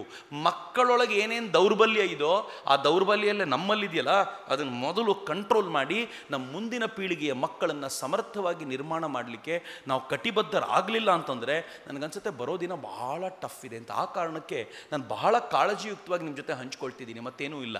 ಸ್ವಾಮಿ ವಿವೇಕಾನಂದರು ಅಂಥ ಶಿಕ್ಷಣವನ್ನು ತೆಗೆದುಕೊಂಡು ಆ ಶಿಕ್ಷಣದ ಕಾರಣಕ್ಕೋಸ್ಕರ ಮೌಲ್ಯವನ್ನು ಉಳಿಸ್ಕೊಂಡು ಏನು ತಂದು ಕೊಟ್ಟರಲ್ಲ, ಈ ಭಾರತವನ್ನು ಉಳಿಸೋಣ ಅಂತ ಅಷ್ಟೇ ನನ್ನ ಅಪೇಕ್ಷೆ. ಈ ಭಾರತವನ್ನು ಉಳಿಸ್ಲಿಕ್ಕೋಸ್ಕರ ಇವತ್ತು ನಮ್ಮ ವೃತ್ತಿ ಏನಿದೆ, ಈ ವೃತ್ತಿಯನ್ನು ಬಹಳ ಪ್ರೀತಿಯಿಂದ ಮಾಡೋಣ. ಯಾರ್ಯಾರಿಗೆ ವಿದ್ಯಾರ್ಥಿಗಳಿದ್ದಾರೋ ಈಗಲೇ ಈ ಈ ಈ ಒಟ್ಟಾರೆ ನಿಮ್ಮ ಪ್ರೊಫೆಷನ್ನ ಪ್ರೀತಿ ಮಾಡಲಿಕ್ಕೆ ಶುರು ಮಾಡಿ. ನಾನೇನೋ ಅದ್ಭುತವಾದ ಬದಲಾವಣೆ ತರಲಿಕ್ಕೋಸ್ಕರ ನನ್ನ ಬದುಕನ್ನು ಬದಲಾಯಿಸಿಕೊಂಡು ಆ ಬದಲಾವಣೆಗೆ ನಾನು ಪ್ರಯತ್ನ ಪಡ್ತೀನಿ ಅಂತ ಹಾಗೇನಾದರೂ ಪ್ರಯತ್ನ ಮಾಡ್ತೀವಿ ಅಂತಾದರೆ ಮುಂದಿನ ಪೀಳಿಗೆಯನ್ನು ತರ್ಬೋದು. ನಂಗೆ ತುಂಬ ಜನ ಹೇಳ್ತಾರಲ್ಲ, ಒಂದು ಸಿಂಪಲ್ ಕ್ಯಾಲ್ಕುಲೇಷನ್, ಯಾರಾದರೂ ಮ್ಯಾಥ್ಸ್ ಟೀಚರ್ ಇದ್ದರೆ ಭಾಳ ಸಿಂಪಲ್ಲಾಗಿ ಅರ್ಥ ಆಗುತ್ತೆ. ಮೇಡಮ್ ಮ್ಯಾಥ್ಸ್ ಟೀಚರೇ, ಭಾಳ ಸಿಂಪಲ್. ಈ ದೇಶದಲ್ಲಿ ಒಟ್ಟು ಇರೋ ಜನಸಂಖ್ಯೆ ಎಷ್ಟು ಅಂದರೆ 150 crores. ಇದರಲ್ಲಿ 75% ಜನ ಸ್ಕೂಲ್ ಕಾಲೇಜ್ಗೆ ಹೋಗೋ ಜನ, 50% ಜನ ಅಂತ ನಾವು ಇಟ್ಕೊಂಡ್ರೆ, ಇಲ್ಲ ಸ್ಕೂಲ್ಗೆ ಹೋಗ್ತಿರ್ತಾರೆ ಇಲ್ಲ ಕಾಲೇಜ್ಗೆ ಹೋಗ್ತಿರ್ತಾರೆ ಅಂತಂದರೆ ಒಂದು 75 ಕೋಟಿ ಜನ ಇರ್ಬೋದು. ಒಂದು ಕ್ಲಾಸ್ ರೂಮ್ನಲ್ಲಿ 30 ಜನ ಇರ್ತಾರೆ ಅಂತಂದರೆ ನಮಗೆ ಬೇಕಾಗಿರೋ 75 ಕೋಟಿ ಜನಕ್ಕೆ 1 ಕೋಟಿಗೆ 1 ಕೋಟಿ ಶಿಕ್ಷಕರು ಅಂದರೆ 75 ಕೋಟಿ ಜನರಿಗೆ ನಾವೊಂದು ಅರ್ಧದಷ್ಟು ಶಿಕ್ಷಕರನ್ನು ನಾವು ಯೋಚನೆ ಮಾಡ್ತೀವಿ ಅಂತಾದರೆ ಸುಮಾರು 1.5 ಇಂದ 2 ಕೋಟಿ ಶಿಕ್ಷಕರು ಈ ದೇಶದಲ್ಲಿ ಕೆಲಸ ಮಾಡ್ತಿದ್ದಾರೆ. 75 ಕೋಟಿ ಜನರನ್ನು ಬದಲಾಯಿಸಬಲ್ಲ ಸಾಮರ್ಥ್ಯ ಯಾರಿಗಿದೆ ಅಂತಂದರೆ 1.5 ಇಂದ 2 ಕೋಟಿ ಶಿಕ್ಷಕರ ಕೈಲಿದೆ ಅಂತ. ನಾವು 75 ಕೋಟಿನ ಬದಲಾಯಿಸಬೇಕಾಗಿಲ್ಲ. 1.5 ಇಂದ 2 ಕೋಟಿ ಜನ yes we are ready to change ಅಂತ ಡಿಸೈಡ್ ಮಾಡಿದರೆ ಅದು ಯಾವ ಅಮೆರಿಕ ಬಂದು ಭಾರತವನ್ನು ಹಾಳು ಮಾಡುತ್ತೋ ನೋಡೇ ಬಿಡೋಣ ಅಂತ. ಆದರೆ 2 ಕೋಟಿ ಜನನೇ ತಯಾರಾಗಲಿಲ್ಲ ಅಂತಂದರೆ 75 ಕೋಟಿ ಜನರನ್ನು ಎಲ್ಲಿಂದ ನಿರ್ಮಾಣ ಮಾಡೋದು? ಹೀಗಾಗಿ ಜವಾಬ್ದಾರಿ ಭಾಳ ದೊಡ್ಡದಿದೆ. ನಮಗೆಲ್ರಿಗೂ ಭಾಳ ಖುಷಿ ಯಾವಾಗ ಆಗುತ್ತೆ ಗೊತ್ತಾ? ಟೀಚರ್ಗಳನ್ನು ಹೊಗಳ್ತಾರಲ್ಲ, ಈ ಸೆಪ್ಟೆಂಬರ್ 5 ಬಂದರೆ ನೋಡಬೇಕು, ಸ್ಟೇಜ್ ಮೇಲೆ ನಿಂತ್ಕೊಂಡು ಟೀಚರ್ಗಳಂದರೆ ದೇವರು, ನಿಮ್ಮಿಂದನೇ ಬದುಕು ಅಂತೆಲ್ಲ ಹೇಳೋಕೆ ಭಾಳ ಖುಷಿ ಪಡ್ತಿರ್ತಾರೆ. ಅದನ್ನು ನೆನ್ಪಿಟ್ಕೊಳ್ಳಿ, ಯಾವತ್ತು ಹೊಗಳ್ತಾರೋ ಅದರ ಹಿಂದೆ ದೊಡ್ಡ ಜವಾಬ್ದಾರಿಯನ್ನು ನಮ್ಮ ಹೆಗಲ ಮೇಲೆ ಹಾಕಿರ್ತಾರೆ ಅನ್ನೋದನ್ನು ಮರಿಬೇಡಿ ಅಂತ. ನಂಗೆ ತುಂಬ ಜನ ಟೀಚರ್ಗಳು ಅವ್ರ ಜೊತೆ ಸಂವಾದ ನಡೆಸುವಾಗ ಒಂದು ಮಾತು ಹೇಳ್ತಾರೆ, ಸರ್ ನಮ್ಗೆ ತುಂಬ ಕೆಲಸ ಕೊಟ್ಬಿಡ್ತಾರೆ. ಕೆಲಸ ಹೆಂಗಿರುತ್ತೆ ಅಂತಂದರೆ ಜನಗಣತಿ ನಾವೇ ಮಾಡಬೇಕು, ಊರಿನಲ್ಲಿ ಎಲೆಕ್ಷನ್ ನಾವೇ ಮಾಡಬೇಕು, ಏನು ಪ್ರಾಬ್ಲಮ್ ಆದರೂ ನಾವು ಬರಬೇಕು, ಮಕ್ಕಳಿಗೆ ಎಜುಕೇಷನ್ ನಾವೇ ಕೊಡಬೇಕು, ಎಜುಕೇಷನ್ ಕೊಡುವಾಗ ಏನು ಮಕ್ಕಳಿಗೆ ಮೌಲ್ಯ ನಾವೇ ಹೇಳ್ಕೊಡ್ಬೇಕು, ಮಾರಲ್ ಎಜುಕೇಷನ್ ಕೊಡಬೇಕು, ಎಲ್ಲ ಜವಾಬ್ದಾರಿ ನಮ್ಮ ತಲೆ ಮೇಲೆ ಹಾಕ್ತಾರೆ ಅಂತ ಭಾಳ ಜನ ಟೀಚರ್ಸ್ ಹೇಳ್ತಾರೆ. ನಾನು ಸುಮ್ಮನೆ ಅವ್ರಿಗೆ ಕೇಳೋದು, ಯಾರಾದರೂ ಪೇರೆಂಟ್ಸ್ ಬಂದು ನೀವಿನ್ನು ಮುಂದೆ ಮೌಲ್ಯ ಎಲ್ಲ ಹೇಳ್ಕೊಡ್ಬೇಕಾದ ಅಗತ್ಯ ಇಲ್ಲ, ಅದಕ್ಕೆ ನಾನು ಮನೇಲಿ ಬೇರೆ ವ್ಯವಸ್ಥೆ ಮಾಡಿದ್ದೀನಿ, ನೀವು ಬಾಯಿ ಮುಚ್ಕೊಂಡು ನಿಮ್ಮ ಪಾಠ ಅಷ್ಟು ಮಾಡಿದರೆ ಸಾಕು ಅಂದ್ಬಿಟ್ರೆ ಏನು ಕತೆ ನಮ್ಮದು? ನಮ್ಮ ಮೇಲೆ ಎಷ್ಟು ಗೌರವ ಮತ್ತು ರೆಸ್ಪೆಕ್ಟು ಸಮಾಜ ಇಟ್ಟಿದೆ ಅಂತಂದರೆ ನೀವು ಹೇಳಿದರೆ ಮಾತ್ರ ಕೇಳ್ತಾರೆ ಅಂತ ನಂಬಿಕೆ ಇದೆ ಅವರಿಗೆ ಅಂತ. ನೀವು ನಂಬಲ್ಲ. ನಾನು ಹೇಳಿದರೆ ನನ್ನ ಅಕ್ಕನ ಮಗಳು ಈಗ ಅವಳು software engineer. When she was in 4th or 5th standard ಅವಳು ಮನೆಗೆ ಒಂದು ನೋಟ್ಬುಕ್ ತೊಗೊಂಬಂದ್ಲು. ನಾನು ಮನೆಗೆ ಹೋಗಿದ್ದೆ, ಅವಳು ಓದ್ತಾ ಇದ್ದಿದ್ದು ಕಾರವಾರದಲ್ಲಿ. ನಾನು ನೋಟ್ಬುಕ್ ಇಟ್ಕೊಂಡು ನೋಡುವಾಗ ಇದೇನೋ ತಪ್ಪರ್ದಿದೆಯಲ್ಲ ಅಂತ ಹೇಳಿದೆ. ಇಡೀ ಕರ್ನಾಟಕದಲ್ಲಿ ನನ್ನ ಮಾತು ಕೇಳ್ತಾರ್ರಿ. ನನ್ನ ಅಕ್ಕನ ಮಗಳು ಹೇಳಿದ್ಲು, ನಿನಗೇನು ಗೊತ್ತು, ಸುಮ್ಮನೆ ಇರೋ, ನಮ್ಮ ಟೀಚರ್ ಬರ್ಸಿದ್ದು ಅಂದ್ಬಿಟ್ಲು. ನನಗೊಂಥರ ಈಗೋ ಹರ್ಟ್ ಆಗ್ಬಿಡ್ತು, ಏನಪ್ಪ ಹಿಂಗಂದ್ಬಿಟ್ಲಲ್ಲ ಇವಳು ಅಂತ. ಸಿಕ್ಕಾಪಟ್ಟೆ ಕಷ್ಟ ಆಗ್ಬಿಡುತ್ತೆ ನನಗೆ. ನಾನು ಏನು ಮಾಡಿದೆ, ಆ ನೋಟ್ಬುಕ್ ಇಟ್ಕೊಂಡೆ. ಇವಳು ಸ್ಕೂಲಿಗೆ ಹೋದ್ಮೇಲೆ ಡೈರೆಕ್ಟ್ ಹೆಡ್ ಮಾಸ್ಟರ್ ಹತ್ರ ಹೋದೆ. ಸರ್ ನನ್ನ ಅಕ್ಕನ ಮಗಳು ಹಿಂಗೆ ಬರ್ಕೊಂಬಂದ್ಯಾಳೆ, I think this is wrong, ಒಂದ್ಸಲ ನೋಡ್ಬೋದು. ಅವ್ರು ಹೇಳಿದ್ರು, sir it is wrong sir, ನಾನು ಟೀಚರ್ನ ಕರೆಸ್ತೀನಿ ಅಂತ ಕರೆಸಿದ್ರು. ನಾನು ಹೇಳಿದೆ, ಮೇಡಮ್ ನಾನು ಇದು ಮಾಡ್ಲಿಕ್ಕೆ ಬರಲಿಲ್ಲ, ಕಂಪ್ಲೇಂಟ್ ಮಾಡ್ಲಿಕ್ಕೆ ಬರಲಿಲ್ಲ, ಇದು ತಪ್ಪಿತ್ತು, ನನಗೆ ಸುಮ್ಮನೆ ಇದೆ, ನೀವು ಹೋಗಿ ಕ್ಲಾಸ್ ರೂಮಲ್ಲಿ ತಿದ್ದಿಸಿದ್ರೆ ಸಾಕು ಅಷ್ಟೇ ಅಂತ. ಮೇಡಮ್ ತಿದ್ದಿಸಿದ್ರು. ನಾನು ಕಾಯ್ತಾ ಇದ್ದೆ ಇವತ್ತು ಏನು ಹೇಳ್ತಾಳೆ ನೋಡೋಣ ಇವಳು ಅಂತ ಸುಮ್ಮನೆ ಕೂತಿದ್ದೆ. ಮನೆಗೆ ಬಂದು ಏನಂದ್ಲು ಗೊತ್ತಾ ಅವಳು, ಪರವಾಗಿಲ್ಲ ಕಣ ಮಾಮ, ನೀನು ಬುದ್ಧಿವಂತ ಇದೆಯಾ, ನಮ್ಮ ಟೀಚರ್ ನೀನು ಹೇಳಿ ಸರಿ ಅಂದರು ಅಂದ್ಬಿಡದ ನನಗೆ. ಅಂದರೆ ನನ್ನ ಬುದ್ಧಿವಂತಿಕೆಯ ಸರ್ಟಿಫಿಕೇಟು ಅವಳಿಗೆ 4ನೇ ಕ್ಲಾಸಿನ ಟೀಚರ್ ಕೊಟ್ಟಾಗಲೇ ಸರಿ. ಏನು ರೆಸ್ಪೆಕ್ಟ್ ಇದು ಮಿತ್ರ? ಇನ್ಯಾವ ಪ್ರೊಫೆಷನ್ಗೂ ಇಷ್ಟು ರೆಸ್ಪೆಕ್ಟ್ ಯಾರೂ ಕೊಡೋದಿಲ್ಲ.